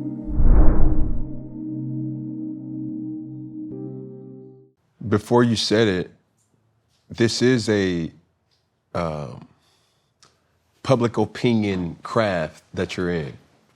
You can put your heart and soul into a song. You can put your heart and soul in a project, but it still comes down to how many people gonna stream it, how many people gonna buy it. How many people can be aware that it even exists? Yeah. There's so much stuff going on right now, so much distractions, and so much, everybody bloodthirsty right now in hip hop. So it's like, how many people's attention can you get? You know what I'm saying? How do you enter the zeitgeist? How do you enter the mainstream, the algorithm? It's busy. Busy. It's a tough game. Now, what new trends are you a fan of as far as, you got the TikToks, the social medias, the trendy? I never really, I still don't really subscribe to that type of stuff because it's like, it veers too far away from the art. Like, I'm always just gonna be a fan of evergreen music, like stuff that just never sound old. It's just like you can hear it today and remember it 3 years from now without even hearing it in between. Like, it's just that good. Like, that's what I'm a fan of. Like, evergreen music, stuff that sounds like you don't know what year it came out. But like, going back real quick to even relating to, let's say, athletes, a clip a couple weeks ago was where Bill Belichick brought Lil Wayne in, right? And I asked this question, I was like, yo, does those football players really know Lil Wayne's music? You know what I'm saying? Like, when you was like, yo, you got these youngins now, they trying to carry you and doing this and doing that. It's like, bro, do they really know? I think Wayne he's one of them unique artists that has his range. He got little kids and adults. He's one of those unique guys that got everything. Like, just because of who he is, he's a pioneer, like Future. Yeah. They two that just got it, I think he's one of them artists that got it like that. I don't know. I mean, look at, you see, Travis is probably a bad example because. But even with that, like. He knows his song. Now he do. Bro, you know what I'm saying? Like, him Wayne, not knowing. Like, I think my players at Maryland, they post a lot of Wayne stuff. Like, you know what I'm saying? I be seeing it, you know what I'm saying? But it wouldn't be like a Rod Wave and NBA YoungBoy. They got the whole football community in the chokehold. Yeah. Them two. But, I think Wayne kind of transcends the generation. But do you ever go into a project to try to relate to that? No, with keeping that in mind, because I had to grow up a little bit before I understood how great Reasonable Doubt was. I didn't understand how good it was in middle school. That's hard. So like when I got older, I was like, oh snap! Like, you know what I'm saying? Like everything he's saying, I didn't get it. You know what I'm saying? So that's why I gotta try to make the music evergreen because it'll catch up eventually. Or where you are, right? That's dope. Okay, like what approach do you need to have as a rap artist in this digital era versus the physical mixtape and album era? The formats have changed, but you guys keep that same tenacity, that same vigor, that same desire, the love of the game. You gotta keep doing it. It's just it ain't no more mixtapes no more. But you just got keep the pen sharp and to see what's going on and you know what I'm saying. Just keep doing what you're doing. Yeah. Now, what creative techniques or approaches do you stay true to? I don't use writers and I write by myself. I think that's one of the things that's important to me. Like I got to get my thoughts out. I can't really, Did that make you look at other artists different when you? No, because hip hop is collaborative. You know what I'm saying? Like songwriting is collaborative. Because we making songs now. Like it depends on what you know what I'm saying. Depends on the record, but for the most part, it doesn't matter. Like at this point, I don't think we're there no more. It's to each his own. Have you ever wrote for somebody else? Like, how does that come about, right? Do you have, oh, this would sound good for this particular? Sometimes I just sent something to some sketch I did to some female rapper. I wrote like I wrote some big joints for some people, you know what I'm saying? But like with this one particular, I was in New York and they was like, yo, man, I'm about to submit my album. Can you please help me with this record? And then I just, they had me write and then just like do another verse. And that's how that happened. It can happen in different ways, you know what I'm saying? Sometimes I be in my house writing hooks and I just send them out to people, or like one of the homies be like, yo, you got anything for this? And I just write it. This is a vague but interesting question. Like, what is your approach to songwriting, but your feelings on songmaking in 2025? I don't know. I don't know if the energy. I don't think the energy is put into songwriting as much as it used to be. You know, I think a lot of the songs is like microwave, or they're just a moment, and which is cool too because you need them records. But I don't think that enough people putting that energy into like crafting songs and arranging and having something poignant to say, like, you know, having lyrics stick to you. Is it a feeling? Is it a phase? I don't know. I think everything's just happening too fast, man. Like we overinformed. We you know, like it's too much music coming out. Like it's hard to like for anything to stick because everybody's always like, what's next? What's next? What's next? You know what I'm saying? Like it's just, every Friday there's about 200 new songs. No, out. for sure. But even like for you in your creative process, like, are you led by feeling or are you led by a phase in your life where like you tap into that?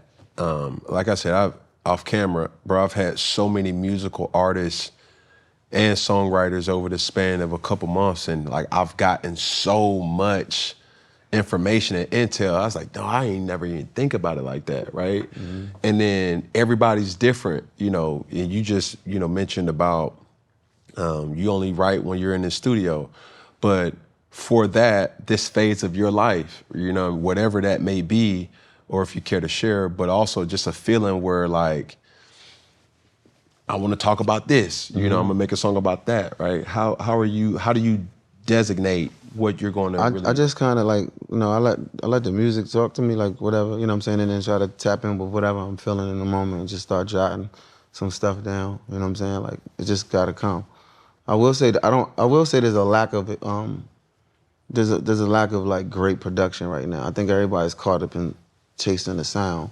But when I find like the beat that I really like or some music that I really like, then I start asking myself certain questions, and, you know, start freestyling, jotting down my thoughts, and it form like that. Yeah. What was that song? Yeah. And it ain't. Oh man, that's a deep cut. Vanity. Vanity. I ain't heard nobody bring that up in a long time. No, bro. No, that. If somebody would have played that song, look at me, understand, look at me, yeah. Like that for me was a time in even my career that it was like, bro, like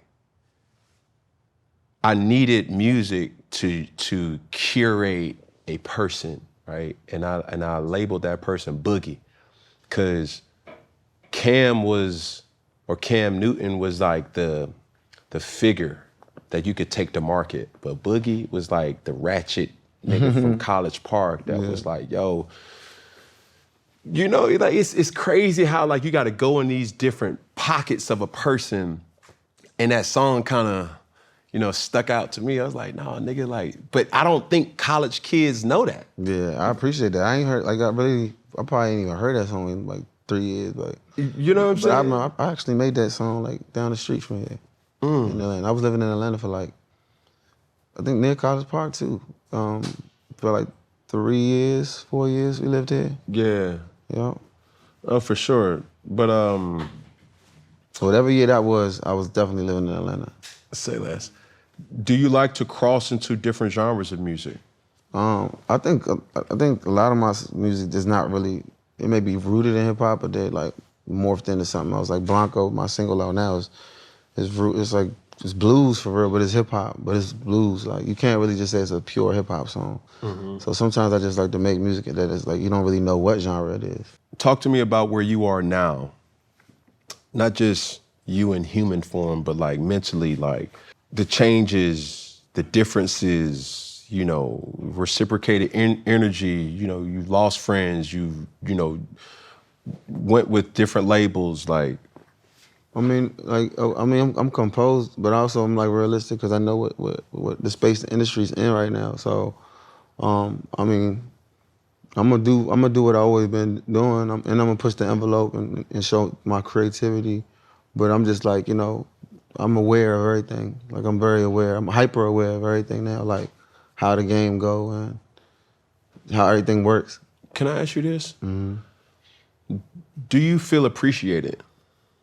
What it maybe just depends on how you mean. Oh, when you hear that question. By whom? The industry, the fans, my fans, yeah. Yeah, the industry.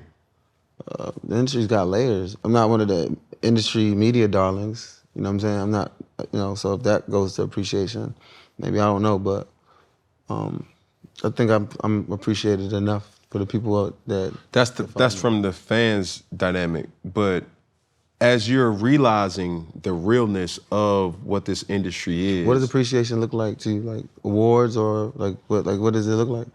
Access.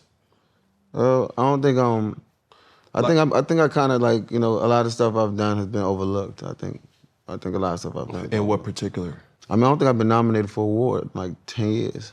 I've had like about 10 number one records or double platinum records, you know, in that time, multiple, you know what I'm saying? Like, so there's a little bit of like, okay, like what do I gotta do? But, you know, I think the fact that the fans appreciate me and like the people that I care about appreciate me, I think that's cool. I don't know if I can even ever get the industry to appreciate me, so it's not something that I'm like even pursuing actively. But what I think I know about being an artist, you do need reciprocated energy from labels, from management teams, from people that realize to buy into your vision. Yeah. You see what I'm saying? It's like if you don't have that support, it'll be hard for you to kind of, you know, get jiggy. You dig what I'm saying? Yeah, no, you're absolutely right. But I don't think that the average person that's watching this, they don't know or don't really care. They just You can't say that. I mean, they don't know that I had like 1/8 of the budget that most of these guys had.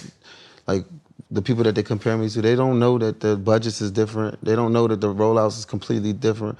They just see the results. So if you tell them that, they be like, okay, so I still think that this album is not that good or this album's better than that one. Like they don't care about none of that. I mean, to my knowledge. But you can't say that though.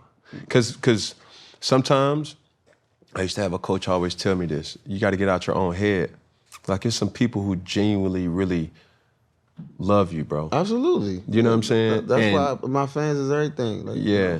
Because you can't fear what they wouldn't care about more. So if anything, we want insight, because I thought what was dope in that, I don't think it was that project of where Vanity was on, but was it you gave your whole team, it was the Jordans. The 88, the same album, I think, yeah. Like those things, it's like, bro, there's stories behind it. You feel what I'm saying? And as you storytell and you build communities about, you know, where you at in your life right now, we always hear the narrative of, okay, yeah, I remember him with MMG, I remember him with this, I remember him with that, but it's like, who is Wale though? You know what I'm saying? Like, you know, you have hits, you have bangers that not only love songs, but real songs and club songs as well too. And that's not something that you could just overlook. You feel what I'm saying? It's one of them things that as you personally go through, it's like, okay, man, I made, you know, lemonade out of dog food. Like, you feel me? But they don't know that. You feel what I'm saying? Right. So that appreciation, that access is something that you living in it in real time. How did that alter your approach of how you moved? I just think I'm less engaging now. Like I just don't, I'm not about to like OD to rap to nobody. Just, we don't gotta do this like fake thing. Like I'm gonna just do my job and do my work. Like, you know, the industry, it'll change everybody one way or another, you know what I'm saying? So I just go about my business like my business, you know what I'm saying? I don't overly engage no more because like, it's dangerous. Why? I mean, even what just happened when I got here, like they took a small part out of an interview, something that we said we're not talking about, and when my manager left the room, they asked the question, and that's what they leading with. Like that's what happens when you over engage. You know what I'm saying? Like you let your guard down real quick. They do you like that. Well, that's, dare I say, lazy, but that's almost the game, though. You know, like cats, especially while I've been in this media space, some would say that, Cam, you tried it. You know what I'm saying? Like from a thumbnail to a title to, you know, whatever. And I don't always get the graces to pull what I want people to get. It's like, man, I had 10 seconds where I said blah, blah, blah. But some things are just malicious though. That's all I'm saying. Like, Okay. I think this one is more black and white. Like this is low, real low. Like you know what I'm saying. So this is a different type. I talk about this, and you know, as an artist who's been very open or in tune with emotions, but in this art that we call rap, it's all about bravado. It's all about alphaism. It's all about skill. You know, how you use words, right? Are there any regrets personally or professionally that you would like to address? Nah, I think not really. Nah, I'll be out the way. Who understands you? Nobody. Is that your fault or I mean, I don't present myself to people like that. I'm really out the way. Like I'm not. This is actually me coming back outside and like talking again for the first time in a long time. So I don't really allow my people to get a chance to understand me because I don't really. Okay. Right now, it's not going to be forever, but lately, past couple years. I have to ask it in this way.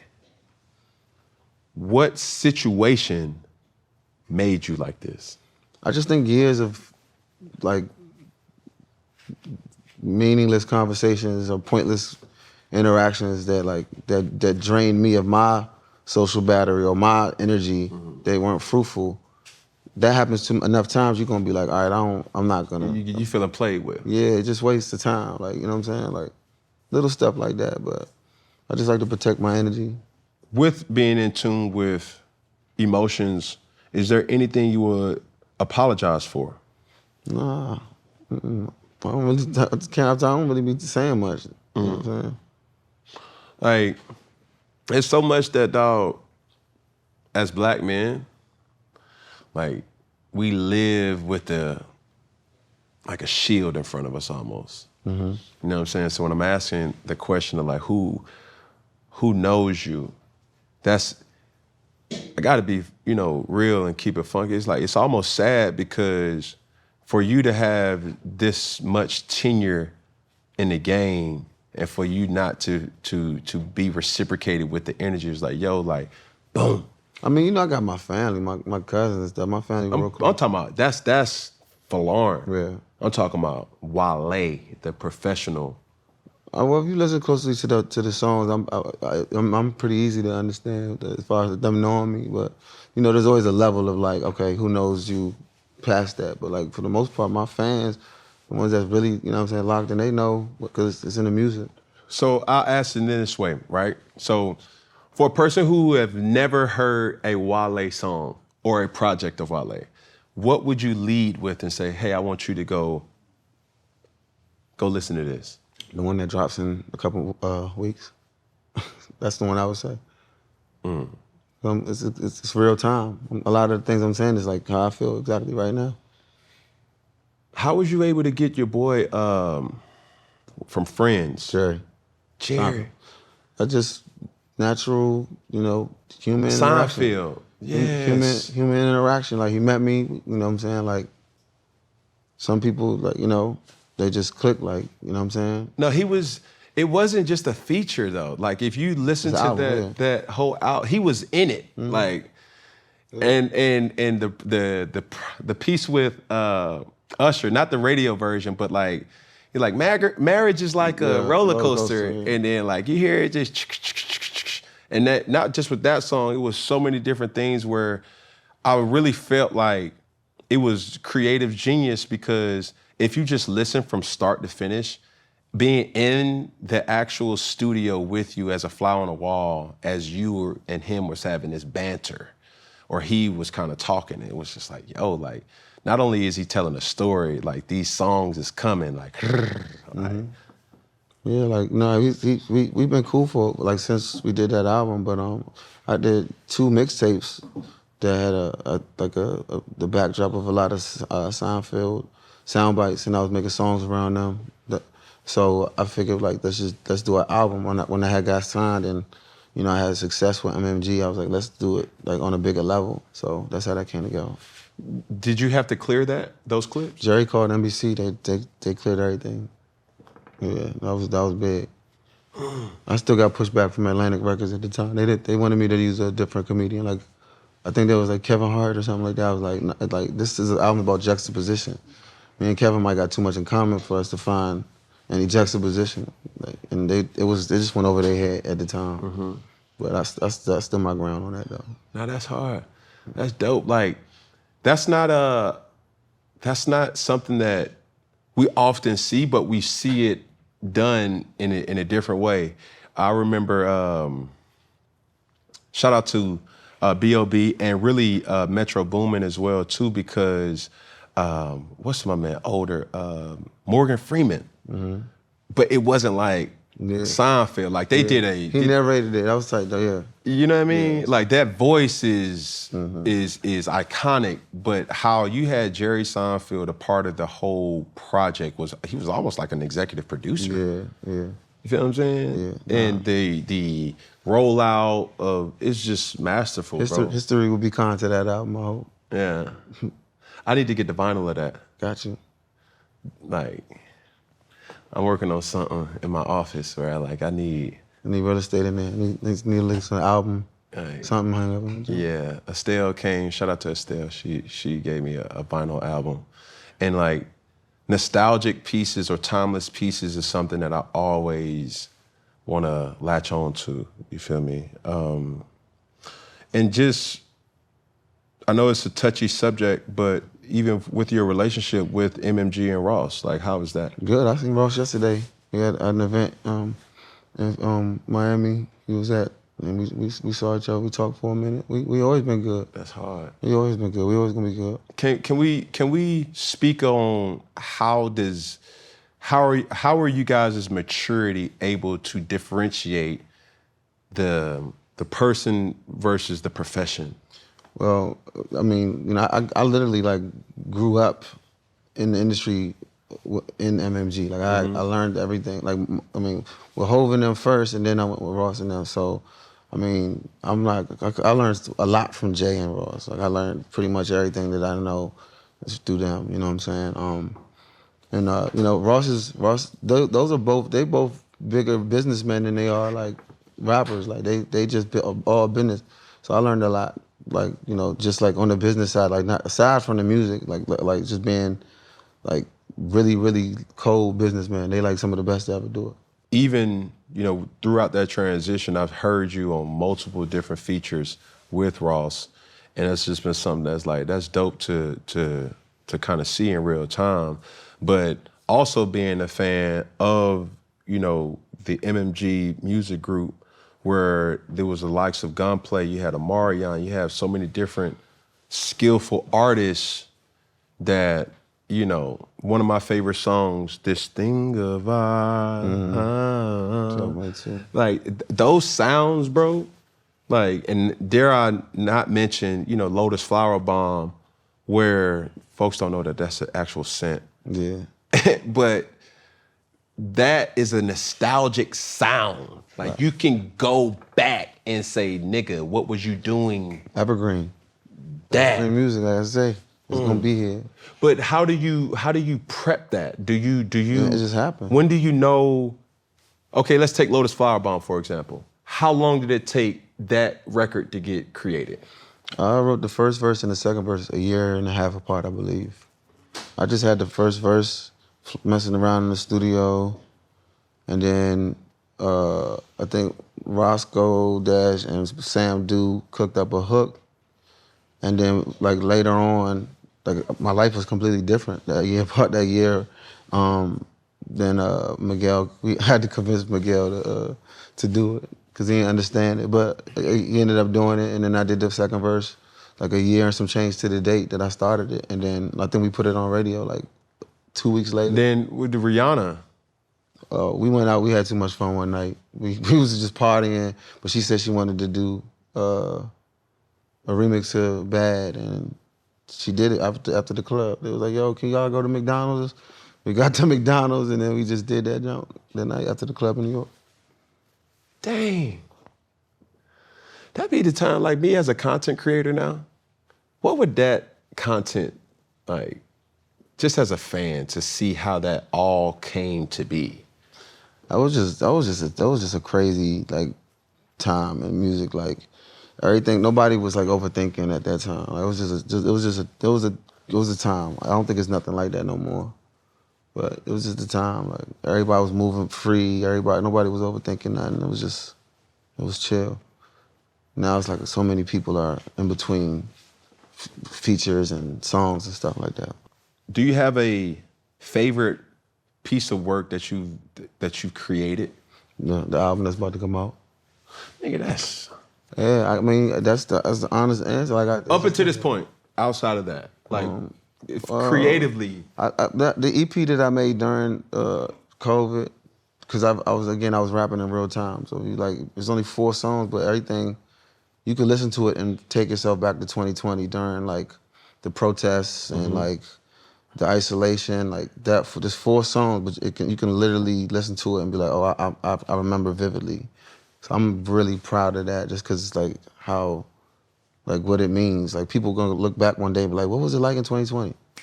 Just listen to them 4 songs, like, you know. So as an inspiring artist of a person, and I do owe a service to the people, not only here, but who will watch this and see this, what words of advice or something that you know now that you didn't necessarily know when you were 16 or when you was creating certain... How difficult this is gonna be, how impossible things is gonna be in this joint.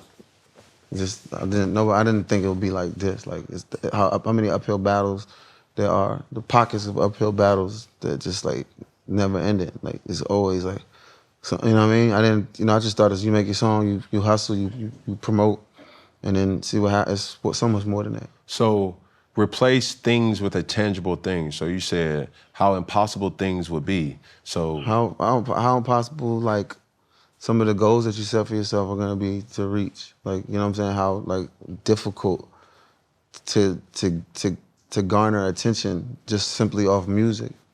You know, you think you just make a great song. Like you can make the most fantastic song ever, but if you ain't put no ribbon on it and you ain't in no mess or whatever, you just, you know what I'm saying? It's not, it ain't just about the music. I would have definitely told my old self that it's not. What has your tenure in this industry taught you? Guard your heart, man. Like, and don't like use your discernment when it comes to trusting people. You been hurt, huh? I mean, you just gotta be on top of things. Has that scarred you? I think every time we get hurt in some form or fashion, it changes us some type of way, even if it's a little bit. Do you care to share what hurt you? Nah, I mean just the ebbs and flows of the business. Some people, bad business. You know what I'm saying? Like bad business be happening sometimes. That's all. How do you continue to believe and keep pushing? That's all I know is the grind, hustle, man. Like that's all I know. Just keep working, keep doing it. Mm-hmm. Every facet of my life, I just determinate it, man. You just gotta keep going. Yeah. Like lastly on this specific topic, like what legacy are you building for you specifically? I just want to be known as like a top tier songwriter, artist, rapper, maker of music. I want to be I want them talents to speak for themselves. Who gives you that validation, though? I mean, I got my core fan base is really on us, and then, that's who I can count on. So it starts there, and then we hope for more. So the meaning behind Blanco, the new song you just dropped, and the next single, Where to Start, like, what was the inspiration behind that? But it started just like, Blanco was basically like, I'm talking about dark tequila and light tequila, but I'm talking to them like they're people. You know what I'm saying? She keep me up, she make me down, she make me smile, she make me talk more, she make me loud. I'm an introvert, so I hate a crowd. I need y'all. I need these two vices to level me out in this Hollywood space, because I'm uncomfortable, but I have to do this because I'm on a mission.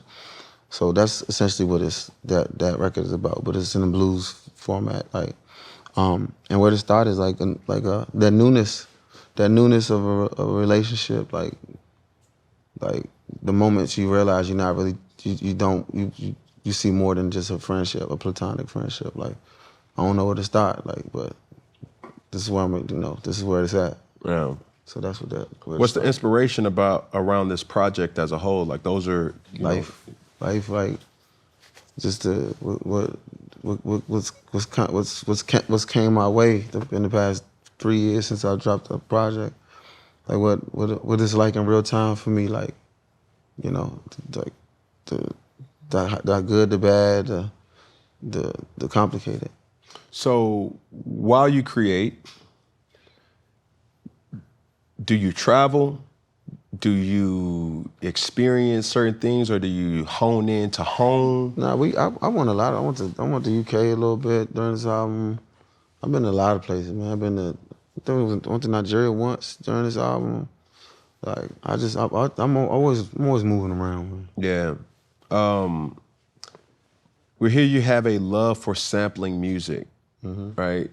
First off, the business side of that process for you, and then how does that impact your work as a whole? I go with the instinct of the music first. I let the business, like, I don't think about the business when I'm sampling. Like, I just got to do what's best for the song first and foremost. That's it. Got to.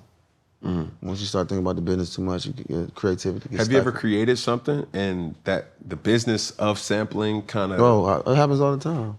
It happens all the time. What's your story? I mean, you can have a record like my last album. There was a sample on there, the song that was supposed to be my first single, and I had to shelf the single like 2 days before we took it to Apple Music because the A&R didn't clear the sample, and the sample was under litigations. So, like, I couldn't even do nothing. And I was like, it was my first single. I was going to launch like a whole brand around. It was a whole lot, and they told me 2 days before it went to Apple that we couldn't use it. So I had to change everything around, and they tried to make a new beat. The A&R tried to make a new beat and swap it out and and still release it, and I was really offended. I was like, you know what I'm saying? But all because, sampling. Like, you didn't do your due diligence before the song was completed, and now we here. So even knowing with that phase or that situation, how do you prevent that moving forward? I mean, you gotta have better people. Like, you can't trust the like, you gotta go above and beyond. Hey, ask management, the sample clear, we good? Like, don't wait on A&Rs and all of that. Like, be proactive in finding out what's up with the sample. Do you have a date for this project to come out? I do, but it's pending. I might change it. Say less. But when it does come out, what do you want people to take away from the project? Just buckle up, man. Just lock in. Just buckle up. Just lock in. Like, cause it ain't what you probably think or what you heard from me. It's just us raw. Any features? I like when people find out the features the day the album come out. Let's switch gears real quick about balancing professional with personal, primarily or specifically with dating. You in an industry where the vibes have to be around. Yeah. The vibes as a tribe. And has that affected how you render your heart to individuals? Yeah. I mean, you just gotta move right. You know what I'm saying? Like, you just gotta move right, and I don't go out that much, but sometimes it's necessary to have that energy around you, especially with the type of music I make. You know what I'm saying? So it's important. But you know, it won't always be like that. Like, you know, if I find somebody that's like, you know, that I feel like match my whole everything, like obviously I'm gonna make necessary change. Are you actively dating? Are you dating or are you in a relationship? Nah, I'm finishing this album. I'm finishing the album. Do you have a crush? Nah.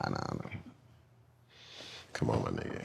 You But- just hard body. You just Nah, tough. but if I told somebody I had a crush right now on this platform, that's making my situation worse if I really did have a crush on them. Not really. Hey, what they got? There's a word they call intentional. There's a word that they call manifestation. There's a word they call is like go get what you want. Yeah. So you do have a crush. I'm trying to finish this album. I'm trying to crush this album. What if that crush presents herself? You can have everything. You feel what I'm Yeah, I mean, we don't. Somebody said we can't have it all, but Yeah, you know, you can. I'm down to try. I'm trying to try to see what's up. But if this imaginary crush, you know, makes herself known, you know, Is she popping? I mean, we're talking about a hypothetical person right now. Oh, so you do or do not have a crush? I mean, you told me I did. I was just trying to like as if I did, but I don't have. Why are you making it so hard, bro? I don't. Like, bro, this is Funky Friday where you have to tell the truth, the whole But I mean, truth. what if I've been like working on this album like nonstop, and I ain't really been out like that. I ain't really been. You don't have to be out, bro. They have a device or a platform by way of Twitter. Oh, yeah. They have a device by the way of Instagram. Like- But I don't. To have a crush on somebody, I would have to like be like locked in and like, you know, seeing their vibe and all of that. I ain't been having that time lately. That's respect. Yeah. So you don't have a crush. Nah. I call cap on that. You got any kids? Yeah, I got a daughter. For real? Yeah. Beautiful old is little she? girl, 8 years old. You know, back in Roman times, like, I got sons. As fathers, we would have to sit down and, you know, you'd be like, yo, my daughter, who is, you know, arranged marriages. Yeah. Feel what I'm saying? Like, my son Akeem works. Like, one of them type of situations. Yeah. My mother probably tried to get me in something like that. I was like, I'm good. I don't need that. But thank you.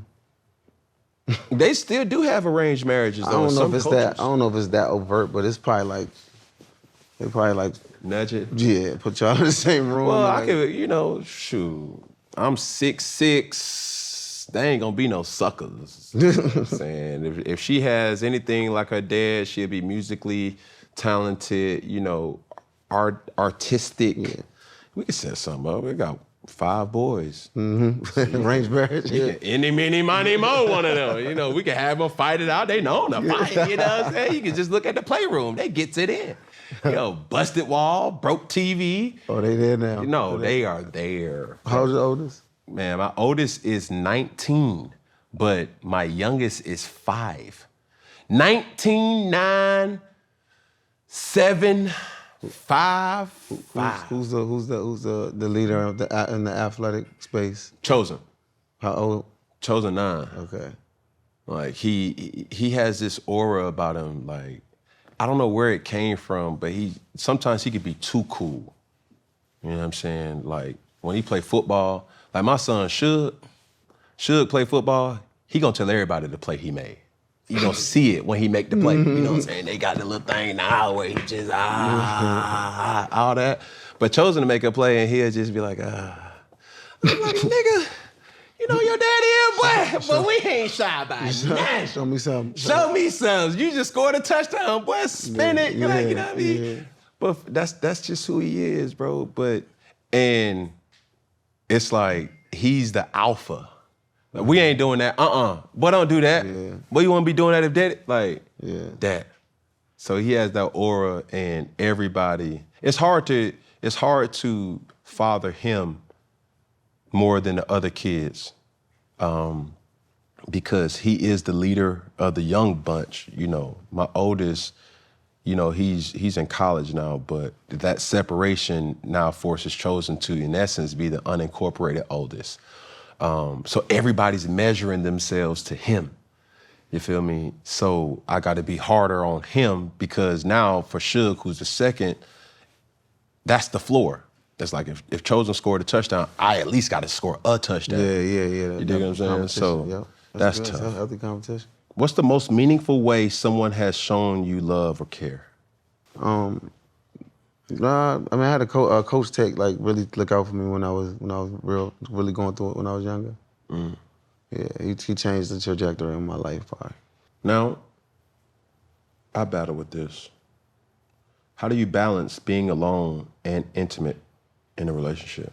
I hate to sound like I'm copping out, but that's like specifically what I'm talking about on the album. I need them to walk with me and hear that question before you press play, like being alone and all of that. Like it's very important that question is left unanswered until they hear the album.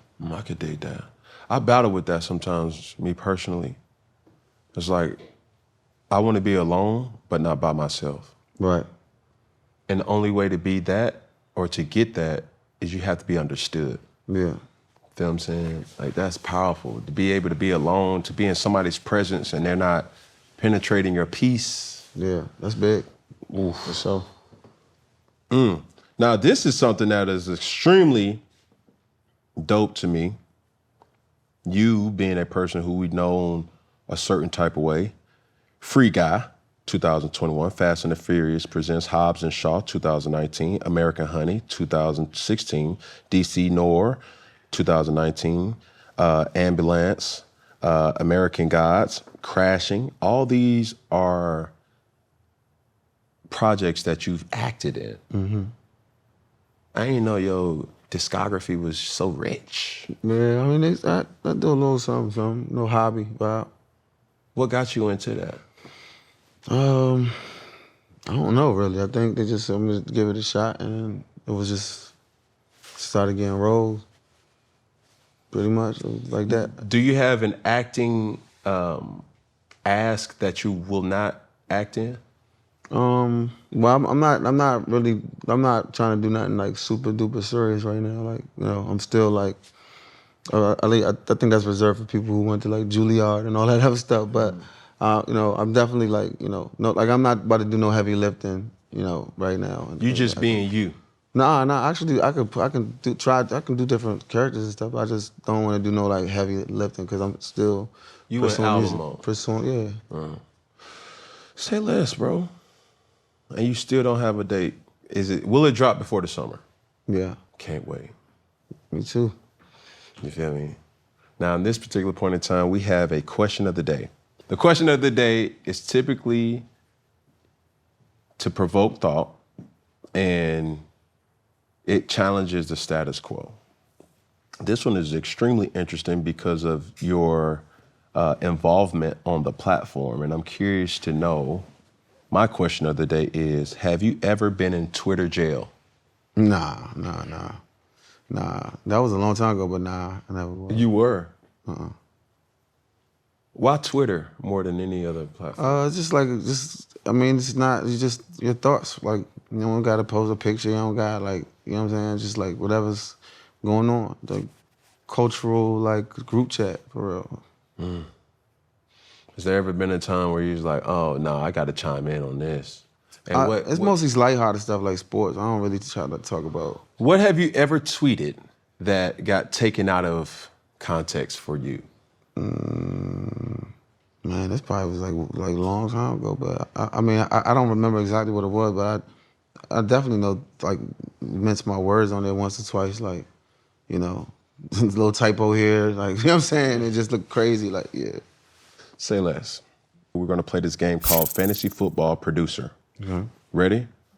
Build your fantasy football team, top five, but also have to make a hit record with them. And what would the title of the song be? So, like, how many people I'm picking? Five athletes that you will have on a fantasy football team, but in those 5 people, what will be the title that you will associate the song to? Okay.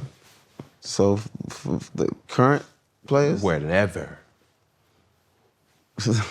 Dead or alive.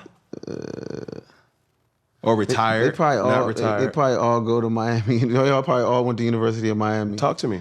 Probably Portis, Santana, Clint Portis. Santana, Santana Moss. McGahee, Willis McGahee. Ed Reed. Ed Reed. And because they all know like they know how to have a good time. Like they know how to. They What would bring the title of that song be? Well, Miami. The you. It's all about you. Bro, the thing that people don't really understand your musical genius because you always had the ability to use, like I said, similes, metaphors, and comparisons to like sports analogies to, you know, raps, right? Like one of the songs that you mentioned me in, like we can all burn. Like, Yeah. That was hard. Yeah. For And sure. then there's another one that comes to mind now. Like I was in a 6 before 23, like LeBron. Yeah. That's hard. Like Foster, Appreciate that. where did you being an athlete? Is that where that? I just got a wealth of knowledge I can't even use for nothing. I got a little baby encyclopedia with sports in my mind that just is there. So I just pluck from it from time to time, I guess. That's dope. Yeah. So we have the questions from the crew. This is an exclusive activity where you came in with, you know, your crew as well as, you know, the people behind the scenes with my crew. And this opens the forum that they can ask me a question or they can ask you a question. Do we have any questions from the crew? Yes, Wale, this question is for you. What's one thing you're passionate about outside of music, whether it's a hidden talent, a hobby, that might surprise your fans? I think they know pretty much everything about me, but I mean, with football, like what I'm trying to do with like youth football and track though. I wanna do some stuff that they never been done with track and field too. Any more questions from the crew? Post making the album, how do you feel you grew like as a person after the album? Which album? My last album? Yeah, this last. It's been 4 years, so like a lot happened in that time. And really, the last album that the label knew I was leaving, so they kind of just like put it out. So it's really been longer, but just growing, just like life, like in America the past 4+ years. You know, as a black man, like a lot has happened. So changing. I know you big on mental health. Like I've heard you speak out on it. Is there a specific scenario where like that just brought like your personal mental health? I mean, you know, we grew up in the 80s, 90s DC. So we have like, you know, drugs ravaged our whole community. So I've seen it. I've seen the ugly trail that is left. It's affected a lot of our mentals, like whether directly or indirectly, like, you know. So I've always been, you know, empathetic towards like the struggle and what we've gone through. You know what I'm saying? So that's my advocacy for mental health is rooted in like the trauma, like from the Reagan era. To be honest. I really grew up in like East Bay. Is there a shoe, like when I was getting shoes, like they opened one door in the mall, you had to really like run in there. Uh-huh. Is there a shoe like in particular that you just like remember, like your first? When my first like you know, I remember like when the penny ones came out like in the magazine, and I was like $180, and everybody was like, what? Like we couldn't, even the technology that made them joints, it was like a real like, yo, what is this? Like, you know what I'm saying? Those in the patent leather 11s, those were like moments where like, whoa, like, you know, core memory. As someone who puts so much into their music and you're so intentional about every aspect of your artistry, can you tell us if there are any songs or tracks on the album that you produced yourself? I have like production credits on like probably like 80% of the songs. I've been real locked in with like just sounds and like trying different like ways to make stuff. So Yeah, I'm definitely a lot more on the production side on this album. I got one for both of you. Would you guys work in a writer's room together on a TV show? I would. I know, Karen, you got some stories for you. I would. Sure. You know what I've always wanted to do, and I've always challenged, El Presidente, Señorita Myers with this is, we've always at Iconic Saga had this authentic desire to merge cultures and communities, right? And, we had to go off to come back to go off again. It's like, bro, we have so much passion in sports and even me for music that I don't know, and I may be ignorant to it, but there's nothing that has been captivating for me to really take an artist serious in sports, or to take, dare I say, an athlete serious in music, because there's been some success stories, swerve on that man, whoa, like that, to, you got Stack 5, you got Dame Lillard, like so many different people, but there's so many students of the game that I would want to do and give them and everybody a platform to speak about sports. Because just like music, sports is probably in a category of its own that really brings people or strangers together. And yeah, I just would want to create that, whether either on a stream or something that really highlights the sports palette that people may have, you know what I'm saying? Because, like I say, it's a real thing. Athletes want to be, artists, and artists want to be athletes, but there's so much of a respect there that it's like, man, to highlight that to the masses would be something that I would be into, kind of curated. And obviously, talking about stories, that Rihanna story was just dope. Like, I don't want to say, like, what she ordered. Did she order nuggets or the fillet of fish? You know what I mean? But, yeah. That'd be fire, though. The last question. So they say fashion is your outward expression of your emotions. And so I know Ray kind of talked about fashion, but obviously you have a lot of colors on. Y'all styles contrast in certain ways. But like, what were you feeling, and like, what do you pull from, like, when you putting on your clothes? Or? I threw some stuff in the suitcase, and I just had to get up early. And I wasn't even on it like that. Like, nah, just put it together. Like, most of the time it's like that, unless it's like an event that I gotta like plan for. But and when you plan, like, do you actually plan, like, I want to hit on with this? I mean, sometimes you just get to call the shopper and be like, yo, something like this. Please don't mess this up. Oh, I got a question. What label are you most loyal to?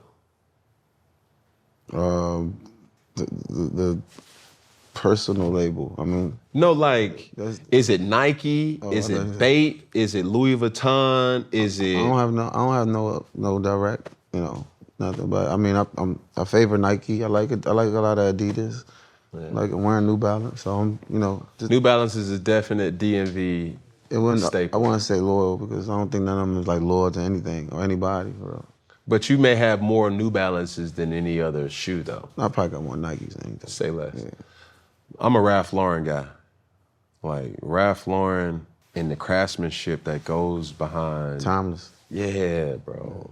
Yeah. So appreciate your time, bro. Thanks for having me, man. As we end things here on Funky Friday, I'm gonna give you an example how we end it, and then hopefully you can follow suit. We're gonna start with this camera right there, then we're gonna go to your camera right there, and then we're gonna end with that camera right there.